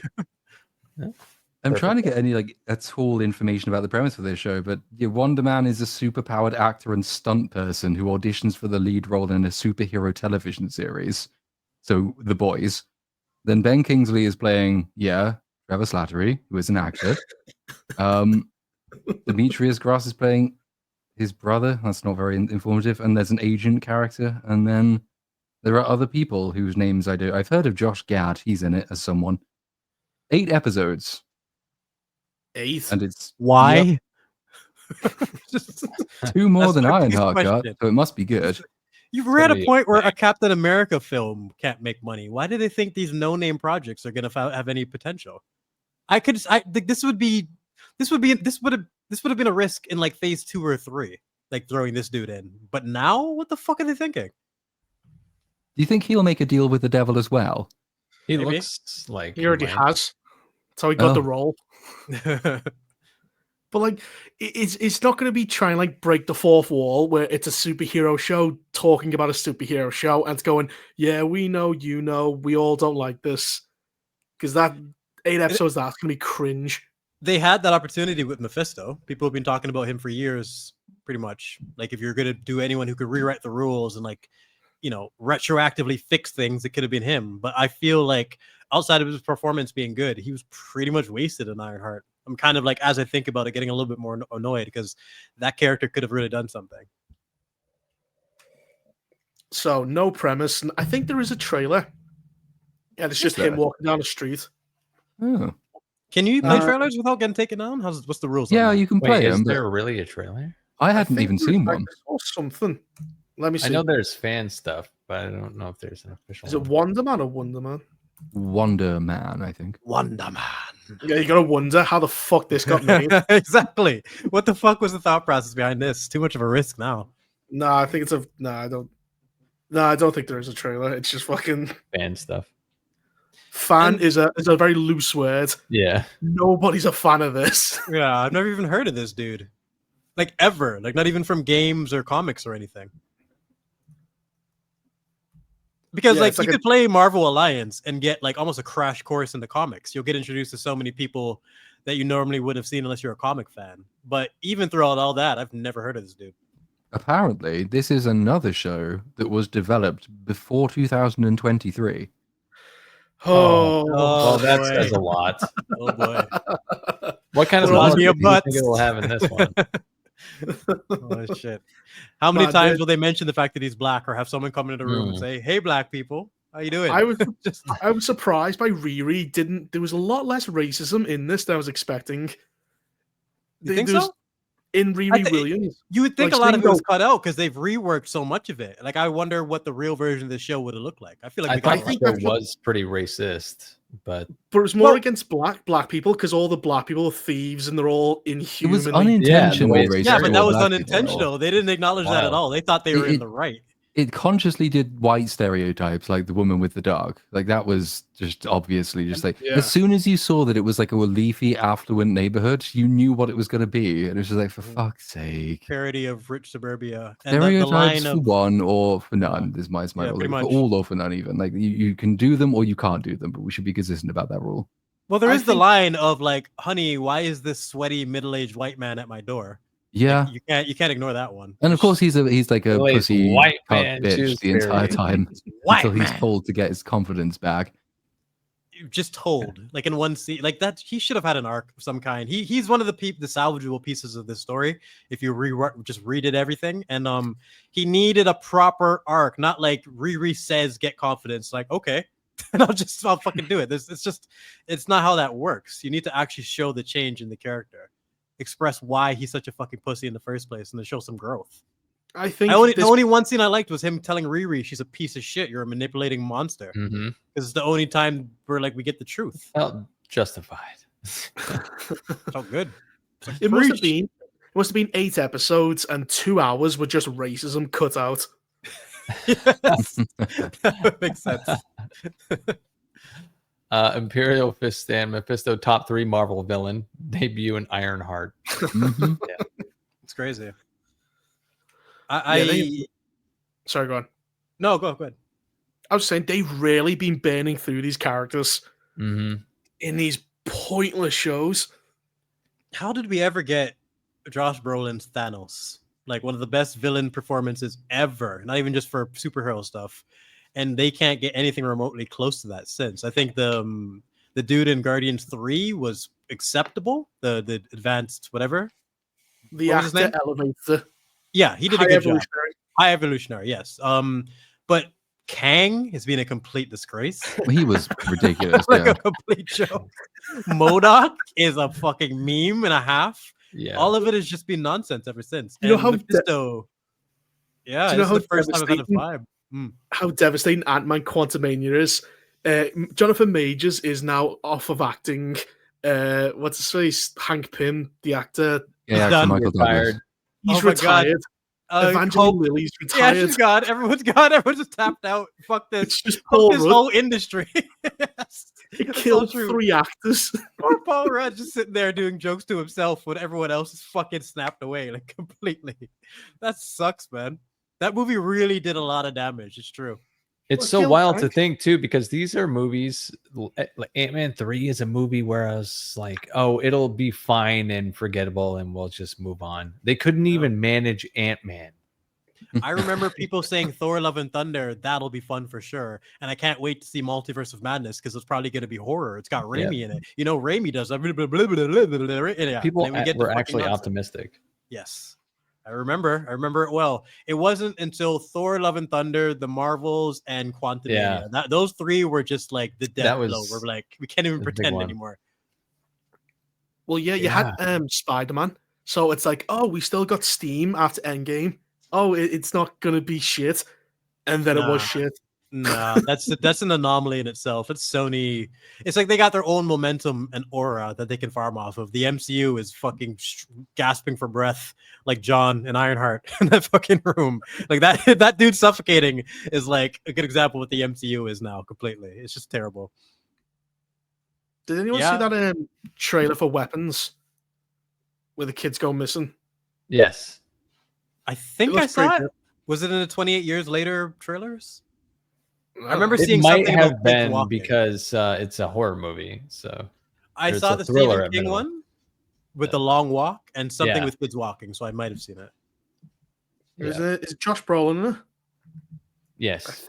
Yeah, it like basically a bunch of kids go missing one day from a school class. I hope it's good, but again, I'm constantly disappointed. I thought 28 years later it was going to be good, and that was fucking boring as fuck. Well, what did you think of the first film? Was it that? Yeah, you missed out on the discussion of that. I forgot. We never really got to hear a take on it because we pretty much concluded it's like two films. Or were you there? Yeah, it's all I together. Did talk that. Yeah, I did say that. Yeah, it's like the son and dad, good. Son and mother, shit. That's basically pretty much the summary. Yeah. The first film was good and they established certain things that were interesting, and the second film ignores all of that pretty much. Oh, you know what I've got to watch this year that no one else is? Gen V Season 2. I don't think I've ever tapped out of a show more than The Boys. I don't even give the slightest. I could not care less what happened to that fucking show. I hate what they did in season 2. Oh, it's gotten worse. It's gotten so much worse. Like, Eric Kripke is basically saying, I don't want to mess up this ending when you fucking destroyed the show 3 seasons back. I can't believe the contradiction with Huey and Starlight because of how compelling her story was in season 1. And the fact that lady, the Eric, whatever her name is, her getting the fucking plastic surgery when like her character was supposed to represent in terms of being like true to yourself and being like not going under the knife and being a fucking piece of shit, you know, like everything that character was supposed to represent was just shat on in the later seasons. And there's a scene where Huey is raped. Well, he's actually assaulted. They laugh, but there's another scene where a woman impersonates Starlight, rapes Huey, and she blames Huey. Goes, how dare you, Huey? How dare you get raped by a woman who looked and talked exactly like I did? And she blames him. She fucking blames him. It's fucked up. It's the double standards for so many different shows over the last like decade. It's just something to be studied. And you can't have that as a significant part of your plot in season 1 to the point where the Deep's character was significantly affected by it and then make a joke out of it in your later seasons. It's just, where are your values? Where are your standards? Can't respect anything you do. They don't give a fuck. They're hypocrites. They don't give a shit about anything. Consistency. Look at all the fucking work they've done. They couldn't give two shits about being called. Like, the fuck, I wouldn't be able to get away with half the shit Riri Williams did. You know what I mean? Exactly. If I made a show about black thieves, it would be hilarious, but it would also get me arrested. You can't do that and get away with it, but they think that's empowering, which is just so frustrating to look at. Like just no self-awareness in this show whatsoever. That's the biggest takeaway from it. But that's just how they are. They just go, well, we don't give a fuck. We'll just move on to the next thing. They're like a horde of locusts. They just move on and eat stuff and destroy crops and grains. But instead of fields, it's franchises. But there's people that will defend it. Like, for everything we've said about the show, no matter what, there's going to be people that think Riri is an incredible character that went on an amazing, meaningful journey. And there was so much to say about AI and family Yeah, and but life those and people death. are disabled. Do we really need to take them seriously? But there's too many of them. There's too many. We're outnumbered. That's the biggest problem. There's so many fucking morons that will eat that up and do all the work for them. Have you noticed there seems to be more of these isolated fandoms, like very argumentative and vicious, where it's like the Snyderverse, the Acolyte verse, the Riri Williams verse. You've got these little groups of people who live and die on these shows that nobody gives a fuck about. But there seems to be more and more of them. They're like the fringe people that really fall into exactly what Marvel wants, which is someone to identify with the character and like fall into it, But people, they're still going, bring the Acolyte back. Like, it's been gone. It's dead. Get over it. Because there's stories that allow you to project yourself onto them, and you can do the work for them because they can't actually write a good script, and you have to fill in the rest yourself with your stupid brain. And the rest of us who just want a good story are just confused. Like, the reasons for enjoying them though are so often like completely external. It is just it's a good show because it's important that we have more black female leads. Exactly. And so, well, okay, what's good about the show? Well, it's diverse and representative. But, yeah, but what's good in the show? I want to pause those people. The toxic racist chuds hate it, therefore it's good. And fucking what is good about the show? God damn it! Tell me what the story is. I want to pause those people and get them to tell me. Give me an example of another black strong female lead that you really like, and tell me what makes them work. Now compare it to this one. Can you not see the difference? Like, tell me the difference between these two characters, or is it as simple as the character is black, therefore they're good? It can't be that simple. There's no way that's how you watch films. Tell me some of your favorite movies, and I can prove you're wrong right now. It doesn't work that way. So that whole approach just needs to die. Nobody fucking does that, man. But you're not going to ridicule a character strictly because you look alike. It doesn't work that way. But these pockets of people are now in like the Monsterverse. Oh, you like Godzilla -1? You fuck you. It's like, what the fuck's that about? Like, that's the thing. These people are just defending every franchise that comes out and becoming these horrible little communities. Must defend. Like let's think, the Monsterverse. It's making money. It's just dog shit. Nobody cares. And yet, how many times do they come after people because they've went, oh, there's a better movie out there? I wish people could just be honest about standards and admit that you like a movie that is still terribly written. Like Squid Game is going to be one of my go-to examples going forward. I like Squid Game. It's fucking terrible. It's so stupidly written when you add season 3 and 2 with the flaws in season 1. But character is king. Song Ji-hoon, from the very beginning, I was on board with this dude's story. I really wanted to see a payoff for him. So you will follow the stupidest plots if you care about the characters. They can't get that part down. They can't. It's got to be artificial because now you're going to get Squid Game season 3 defenders coming out going, fuck you, like that. Yes. They're like fucking religions. Because like, I don't think anyone is talked about. I've not heard a single person besides like this stream. The only other time I've heard season 3 mentioned is when people said, have you seen season 3 yet? And everyone says no. No. That's it. Everyone just says no. It's almost like because the Marvels had this thing where like it was so awfully bad and terrible, but no one really even tried to defend it. It was just everyone kind of wrote it off, including the people who would normally say it's great because diverse women representation. Like there wasn't a huge amount of even internet argument about that film. It just sort of disappeared. Yeah, they ran out of steam for that one. These communities only like prop up when there's a bit of a backlash. Like, they won't prop up for Squid Game, but they'll show up for Riri. They won't prop up for like fucking, I don't know, Peacemaker, but they'll show up for fucking Black Falcon, Captain America, whatever. Well, it's just the way the internet is. It's usually divisive almost no matter what the content is. The only time I've ever seen the internet just like united would have been season 8, Game of Thrones. Everyone admitted that was shit. I think there was like one dude online that EFAP talked to. He was a fucking moron. But overall, anyone with a brain thought that season was terrible. Maybe the Acolyte is one, but I'm sure no, the Acolyte had defenders. Yeah, that there was fucking simple. Oh yeah, hashtag renew the Acolyte still comes up every now and then. Yeah, there's no praise for season 8. Like there's like 2 people in the world. It's just you get like there's clickbait stories periodically as well. Like the Acolyte is getting a second season, or second season storyline of the Acolyte is in development, and you look at it, it's like, well, releasing a comic. Like, it's not really the same, is it? But I see what you did there because like There's a very small but dedicated, passionate community of retards who will click that like hell, and then they will expect a season 2, and it's going to be a shit comic that no one reads. Well, people always talk about haters, but they never talk enough about these shills and these counter revolutionary people who just go, "What do you like? Well, fuck what you like."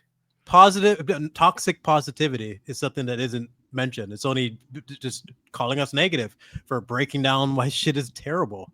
It's like We're Velma defenders because we didn't like Velma. That's it. They don't care about the show. They don't care about Acolyte, because if they did, it would have got a second season. They only can define. It's like a Canadian. They can only define themselves by not being American. Fucking how do you know someone's Canadian? He'll tell you immediately. Fucking strays. But you know what I mean? These people can only go, what do you like something? Well, fuck that. Oh, you hate that? I love it. That's I like it. It's good because you hate it. It's own the chudge, therefore it's good. And like you said, the term hater is just it's one of the most misused terms.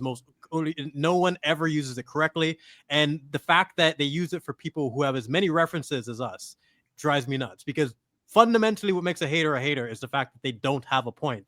They're hating just to hate. And when they're talking to people who have videos worth of points that we can script out, it just doesn't apply. It's just so fucking stupid. You're just a hater, bro, on Platoon's 4-hour video. But these people actually spend hours to make most of their time being the thing they accuse you of being. It's really funny. It's like, oh, you just all you do is you sit around and you hate things. All you horrible, bigoted, nasty, racist, hating people. It's like, and you've occasionally like, I don't use Reddit because I want to keep my brain, but sometimes I like come across a little subreddit and just check it out and see what it's like.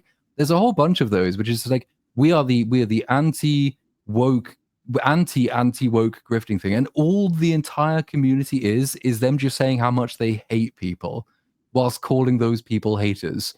This is your strange little communist. I don't know why you're accusing me of the thing you're doing, but if it makes you feel better, carry on. It's kind of interesting how we look forward to Riri to make fun of her. They kind of look forward to our critiques to kind of go bitch and moan about. Yeah. To defend a character that they don't actually care about, but what she represents is something that they want to stand for. So it's like the human centipede. It's disgusting. We eat Disney stuff and then we shit it down their throat, and they eat it, and there'll be an anti woke thing, and then a fucking anti, and it keeps going. Oh, jeez. Someone in the chat asked why I would do that to myself. I said, well, sometimes I get brigaded by Reddit, and I like trying to trace it back to its source. It's like taking the ring back to Mordor. I want to see how horrible it is. Oh my god, man! I wanted to. Oh no, go ahead. No, sorry, I was just saying. Well, just towards the end of this, just one quick question I wanted to have for everyone. Where do we rank this amongst like Marvel shows like Ironheart? Just like a final cap off for this show, because probably never mention it again after tonight, right? Like fucking memory hole that one. But where would you put it amongst the shows? I think it's kind of an interesting discussion, actually.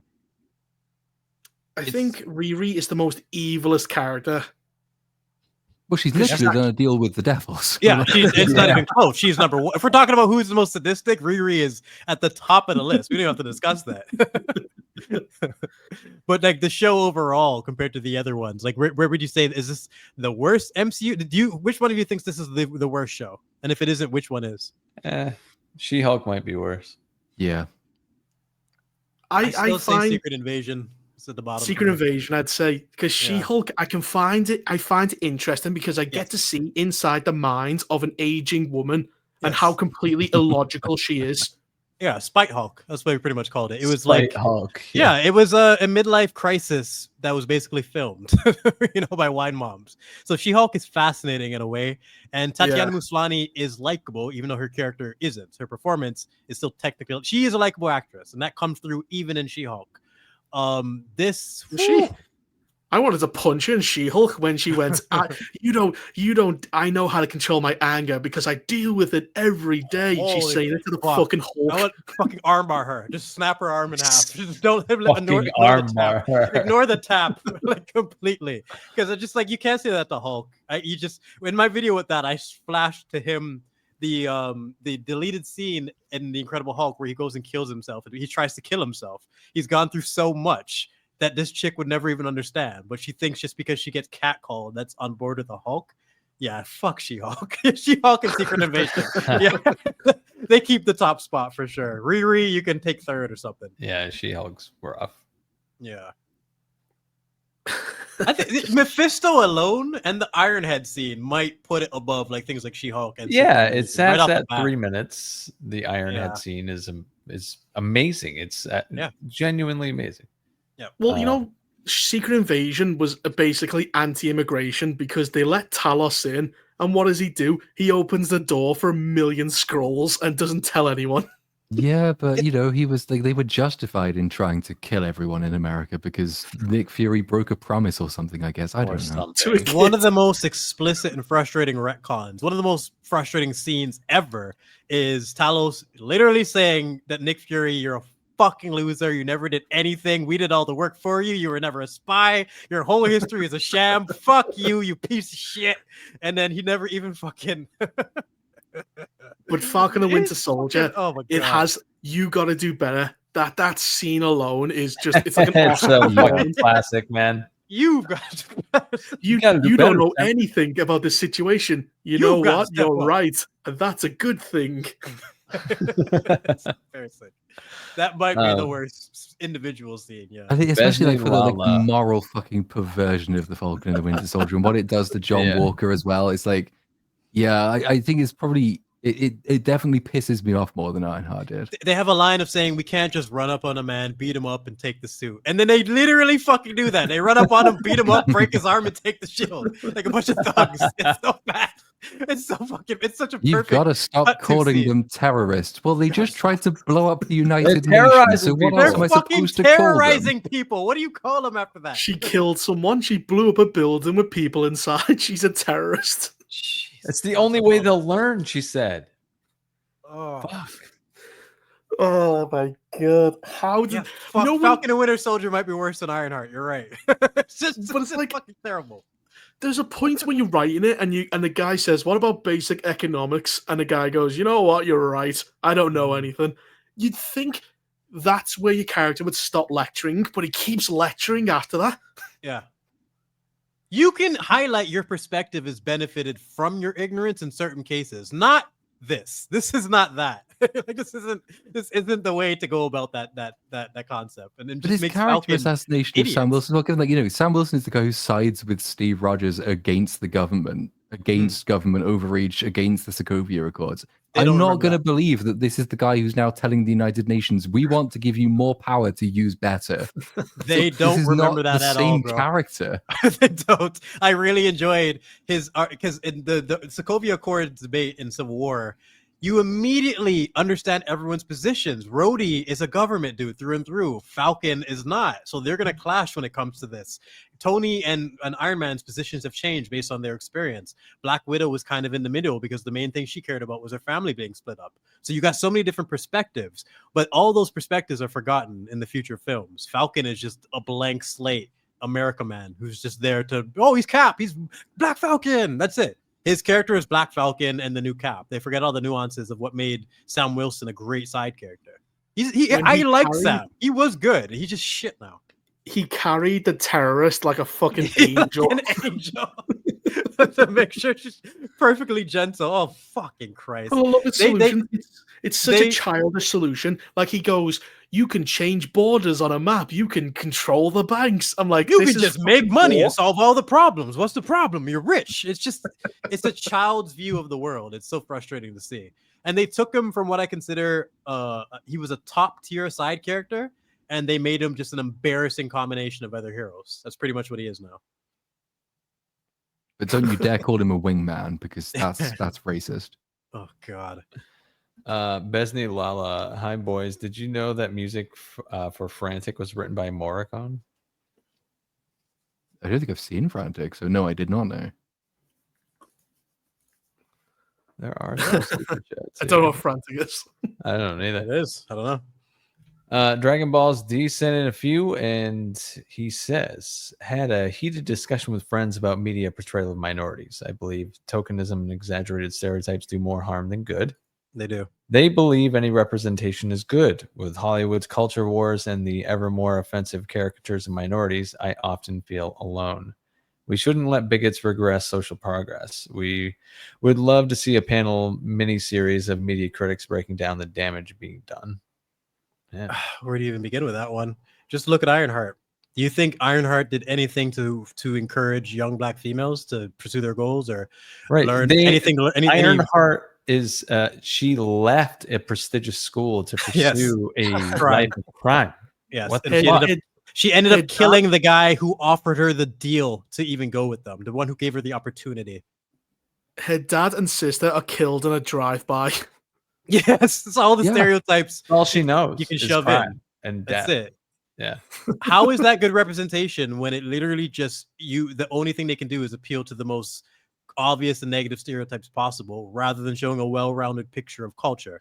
It's part of the reason I referenced the movie Paid in Full last week, which is I think is a better version of this plot, exploring different kids, the different options that kids in a ghetto might have, and seeing what becomes of it, because you can do it in a correct way. That's real representation because it's something you relate to, not this caricature bullshit. Like Riri Williams is a joke. There's nothing to learn from her. There's nothing to be gained from her. So this idea that any representation is good representation is just false. It's horseshit. It's absolute horseshit. Yeah. Like you can there's a couple of ways to like approach people who make the argument that any representation is good. Like if you want to do sort of the slightly subtler, probably less offensive or abrasive one, it's like, do you agree that racial stereotypes are bad?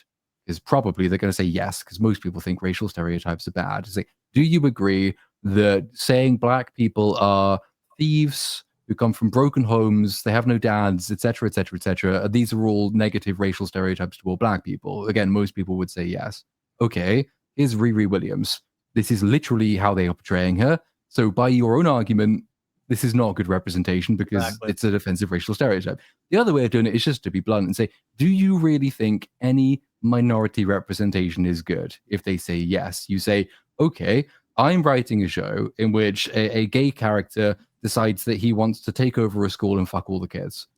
Is that good representation? It's good. It's got a gay person in it, so it's represent. That's what I mean. They can't distinguish between the two things. If you just want to praise a character because they're black or praise a character because they're gay, how do you differentiate that between the ones that are actually well constructed? Like, how do you discuss a well constructed black character and a terribly written one?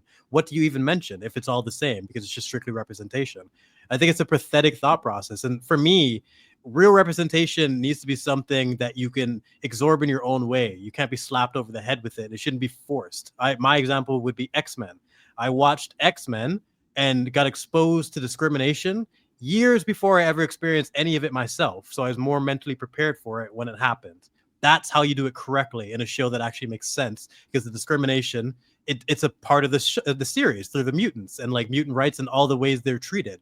So you get an idea through something, that's an actual decent story. They don't know how to do that nowadays. Their priority is the message, and it ends up fucking up their story completely. Ironheart is a terrible, terrible role model. We're just watching the original X-Men cartoon. There's plenty to learn from. It is funny though, where they go, "You're afraid of me because I'm a mutant." You go, "Fucking Scott, you can blow up a school with your eyes." I was a little bit on the human side in that one. I mean, the lessons of discrimination are very good, and they're very nuanced how you tell them. But there always was a little thing when I was a kid going, "Well, Charles Xavier can mind rape anyone on the planet." Yes. Like you got it. You got both sides of it, and that's what you need to tell a good story. Yeah. You need to explain both sides. They don't do that anymore. They want you to agree with their side, and if you have a problem with it, you're just a fucking bigot or a racist. The X-Men was clever with that though, because like the X-Men deliberately gave you so it was like the MLK Malcolm X thing, right? The X-Men gives you the accommodationist side, and it gives you the extremist side, which is like, and they're not completely unsympathetic, the extremist side. You can see why they might be driven to that point of view, but it clearly shows you that you can take even minority causes too far, and it's very easy to do that and become the thing you hate. So you kind of need to moderate your position a bit. It's just like, it's good writing all around. Rudy Sidell in the chat. X-Men was about anyone feeling different. It's not just about minorities. Now they have to hyper focus on that as if they're the only ones that can experience that. Anyone could watch X-Men and relate to the discrimination that was going on and have an understanding of why it wasn't right when you see both sides. But you can't do that when you have a show like Ironheart. The genius thing about Magneto is that we'll make the ultimate victim, the Jewish Holocaust survivor, we'll make him the genocidal fucking ethno-nationalist. And that was genius because if you've got the guy who's a complete victim becomes what he actually hates. And represents it's part of the reason he's such a great villain. It's so you need to understand both sides, and it just makes him so much more compelling when you have that. You just need that one scene of him with his mom, and like it just works. But they can't be bothered anymore whatsoever. Shitty stereotypes. Well, it's like someone said in the chat, the fucking Jeffrey Dahmer is good gay representation just because he's gay. It's like, you know what I mean? It just doesn't matter. The context is irrelevant. I fucking hate that shit. Do you feel represented by a fucking psychotic cannibal? Psychotic cannibal gay dude. But he's gay, so that's all that matters. I don't know. It drives me nuts. Well, representation is just used as an instrument because they purposely will only choose characters they think will elicit a reaction. It's like we don't want this character changed because nobody cares about him, but we want Spider-Man changed, so we'll introduce Miles Morales. And that's the thing as well. It's not about representation; it's about antagonism, and that's how these people think. I'm making this character gay to piss you off. Yep, I'm making the character. We've got Captain America, who's a gay Latino with a trash can in the comics. What? Homeless, immigrant, gay Captain America who has a trash can and he takes out the garbage. I think Bridgerton might be the worst. I can't remember what it was. The King of England is black, gay, and crippled, or something like that. Oh, yeah, he's in a wheelchair. Yeah, it's fucking. It is the worst of the worst of the fucking worst. I don't think I've ever seen. It's a joke and a half. I just you can't watch it and take a single scene seriously. There's fucking people walking around with dreadlocks and shit in the 1600s. It's so ridiculous, man. Well, they go, it's only fake characters. What do you care? And then they go for real characters and go, well, you know, and they just lie because that's saying it's just a form of attack. That's literally how they see it. Even if it hurts both groups, it hurts like black people represented by thieves, making them play like the evil characters. Exactly. And it hurts white people because you're fucking lying about history and stuff. But so like, I'll give you an example. Nobody looks good. Give you an example right here. Slug. What the fuck did Slug do for trans representation? Nothing. Embarrassed them with that stupid ass scene of her crashing. Like it's for in the typing. Nothing but memes. Compare that to the best character in Squid Game season 2, Hongju. Someone who actually had a full arc, and their background as a sergeant actually came into play, and so going from getting disrespected from just her appearance and to being literally in a position where they have to listen to her because she's the one who knows how to operate the weapons, and they just gave her such a more well-rounded character that she wasn't just the trans character. She was interesting, you know. But trans slug or whatever the fuck she was, it's just I don't even know what I'm looking at. Trans slug drag queen supreme. It's like I don't even know what you would even say about that character. No arc. There's no point to even. There's no reason to even remember her other than the memes. Good luck getting a hand job from Slug. Those acrylic nails pull all the skin off. Slice your stomach up, man. Yeah, Sacha Baron Cohen was great. It is sad we might never see him again. Well, he's always been good at like. Have anyone seen Bruno? Good. Where he plays it, he's funny. He's in the Middle East. Fucking hilarious, dude. He's talented, like man. Jewish outfit, and all the Hasidic Jews chase him. He's super talented, man. Yeah. But yes, Besney Lala says, by the way, Sacha Baron Cohen was surprisingly good as Mephisto, sadly. Yeah. True. Yep. Imperial Fist Stan. I mean, stereotypes are stereotypes for a reason. They're used by society to group people easily. You can use them in good and bad ways. All depends.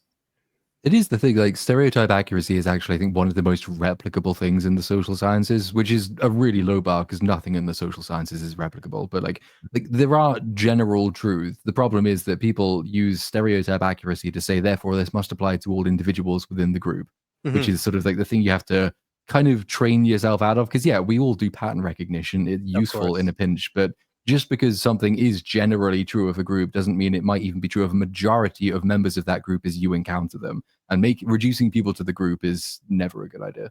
It's just not an effective way to view people. It's just not how humans work. You got to go case by case.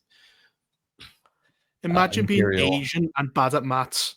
Yes, Oh. yes. Oh my was god, dude! funny. I trained a dude named Jerry like years ago when I was at Good Life, and he used to always this Chinese dude, and he'd always talk about the pressure to be smart, and he just fucking hates math. He hates all this shit, but everyone wants him to be smart because he's Asian. I'm like, oh my fucking god! And no, I I had the think- same thing too. People would get mad at me when I wasn't good at basketball because I'm black. It's like, what do you mean? I'm like, bro, like, What's But that? it's fair to say, at least you don't really get like massively punished for not being good at basketball. But I think like Asians who aren't good at maths get thrown down the well with Yes. unwanted girl children. get So like, beaten it's, Yeah. But their own parents beat them. That's the thing. Yeah. Other That's true, Asians man. go, how dare you? Fucking every 50% of Filipinos, their mom is pushing them to be a nurse. Like it's always like a part of the fucking lifestyle. It's like every Filipino would have ever met. But you kind of project that onto all of them, you know? It's just At least you're it not is. Thai. There's Thai nothing boy, wrong you with have to be a girl. That's stereotype. I'm a There's- Thai boy, you have to become a girl. There's nothing wrong with pattern recognition, but you just have to, like Platoon said, you know it's not going to apply to every single person. You have to keep an open mind. That's it. But there's a thing where people go, I'm not I like they'll see a dark alleyway and a bunch of people there and go, no, that's just my judgmental side. I'll walk right past them and then you get robbed. And then you get robbed, and it's your own fucking damn fault. You should have turned left, dumbass. Well, there's that story from a couple of years ago, which is that it is tragic on the one hand, but it is also really funny. It's that young couple who went hiking through the mountains of Iran to prove that like the rest of the world's actually peaceful and lovely, and we only think it's dangerous because we're racist, and they got killed by ISIS. It's like, well, Fuck. it's just natural selection, really, isn't it? I've seen that in yeah. India, where like they get two white girls in India and there's like a fucking horde Yeah. of men around them. And I'm like, oh, I don't know what the next picture is, but it isn't good. Then it's two girls missing. Yep. Delusional, man. Yeah. What Imperial you Fistin specifies that he meant entertainment. Use them in entertainment in good bad ways. Dragon Balls D also sends in a couple here and says diversity bingo card characters are the worst. It does a disservice to people who actually become disabled while choking on a cock and obtaining poop. That's it. He specifies, I'm a gay aircraft mechanic and my boyfriend is an auto mechanic. We're the opposite of LGBT stereotypes. Never seen a character that represented me. It's because you never will. This is the thing. There is no incentive for the people who write these characters to do diversity that nobody notices. That's the thing. It's why Slug exists. There is Yes. no incentive for them to say, here's a gay person who's totally normal, like most gay people are, because no one will notice, and so they won't get the claps and the applause lines. It's like fucking, it's just tokenism, and it's using people as a means for your own self fucking adulation, and it's really annoying. But it's how Hollywood works, And and they think they're the virtuous ones for doing this. also making them super super flamboyant seems to be like the standard, and it doesn't always have to be. One of the things I thought was interesting about Oberyn was he was probably one of the best representations of a bisexual character that I'd seen. Like he actually the way they approached the character and his history coming from Dorne, it actually made sense because that's one of the things that they would do there. Yeah, Dorne, come from Dorne. I'm rusty on these stupid names, but they established it from his homeland and the character to make it a natural part of it. It wasn't just like, oh, he's gay. That's how they do it. The Oberyn was actually cool. He didn't get his aura just destroyed by trying to make him super flamboyant. Well, look at Omar from The Wire. Black guy, openly gay black guy with a shotgun who robs drug dealers. And he's the most quotable person in the entire show. Like he came up with the quote, if you come at the king, you best not miss. That was him. Was it? Yeah, that was shit. Omar. He's just saying he's an openly gay black dude in the hood, so everyone wants to kill him, but he walks around with a shotgun that basically stops everyone. Like that's what he's arguably one of the best characters in the entire show. Because they'd probably do him well. He's not just the gay character, right? No, he robs drug dealers and everyone wants to kill him, but he keeps disappearing and showing up like a ghost. That's the whole point of his character. He's like completely different from everyone else. Just and he's the main. openly gay. I think the main point we're making here is you can have a trans character, gay character, black character, white character, anything you want. Just have a character and we'll be good. That's it. Just character first. Put all that shit to the side, and that's it. Yes, sir. Zico says $5 million French game deals much better with concept of grief than a $150 million TV show, and it's not even close. Also, play Expedition 33. It's good. Yep. It's high on my list. Well, it's focused. It knows what it wants to be. It isn't this fucking open world, climb a tower, explore empty cave with nothing in it. Hmm. It's focused. The combat knows what it wants to be, and it's just tailor-made for its experience. Whereas I can't believe how much money is wasted in open world games. They're so poorly designed. It's just, oh, here's a fucking thing over there with a question mark. That's it. They don't make use get of the there and space it's most like, of the time. It's not Starfield. That's the thing. Like the reason I stopped playing it after like 2 hours, complete the first mission and say, "Oh, it's open world. I can explore anywhere. This planet's got loads of unexplored shit. That's a mysterious question mark. I'm gonna go see it." Like 2 hours of exploring later, it's like, "Here, have some iron ingots." Do you know how far out of my way I had to come to get here? What the fuck is this? And then, like, with Bethesda games, something's chasing you and you can't fast travel. You're like, where the fuck? Jeez. It's like your enemy's hunting you and it's a fucking rad roach stuck under a floorboard. You go, I can't shoot it. Yeah. I'm with you too, because the exploration is a big part of those games, and you usually are just unsatisfied most of the time. That's part of the reason I never beat a Grand Theft Auto game. I could never stop exploring. I get to the point where I get so bored, I start following traffic. Like I start following the rules. Start following the rules. I think everyone has a moment in GTA where they try to actually follow the rules and not be a crazy ass driver. I don't know what it is. But always happens. You follow the rules, and then some car spazzes out and rams into you. So you then follow him and beat him to death. Fucking end up pulling him out of the car and beating the shit out of him. Next thing you know, you got 4 stars just trying to drive. Yeah, the game won't let you drive and follow the rules. You're totally right. No, other people start breaking them. Oh my god. Irish Laddie says, "Little Platoon got to do a Gollum speed run first." I know. I need to somehow cram this last Gollum stream in at some point. It's fucking tricky at the moment. It was going to be yesterday, but we did 10 hours of Ironheart instead. So I'm gonna have to. God. Yeah, at some point this week. Cheese. Yeah, good old cheese hat. You sound like you're being held hostage. Like you really don't want to do it. No, it's really fun. It just means I can't do work. But fuck it. Who needs work? One more super chat here, and we'll probably wrap it up for the evening, fellas. Ministry of Dinosaurs. With the ending of Ironheart, I have a new promo for Marvel. New Avengers brought to you by Satan. Satan, if it's like Nick Fury's, I'm putting together a team. Well, I will say this as a closing thing. Of all the characters in the MCU, if you were going to bring back, he'd be at the top of my list, Mephisto. Give him another shot. Yeah, sure. I'd make him gay and go, good. You're about to get fisted.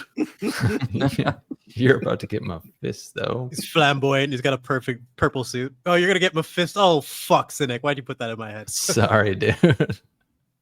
My bad. But yeah, we will wrap it up here for the evening. One more thing.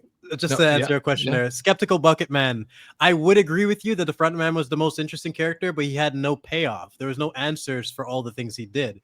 Hongju actually had a full story, and her death was really, really well done. So I think she's the best character overall. He could have been, but they cut him off. Maybe he still is. We'll have to wait till season Squid Game 4 spin-off part 2 or something. I don't even know. So yeah. What can we do? And with that, we will wrap up the second episode of Beast Up After Dark, and we will see you all next week on Monday at 4 p.m. Eastern for Beast Up. What, 74? I lose count. 74. Next Beast Up, the next episode. Whatever the next one is. Yeah, that one. Okay. All right. Thanks for sticking around, guys, and thanks for all the super chats. We really appreciate you, and we will catch you on the next one. Bye. Peace. Bye. Fuck you.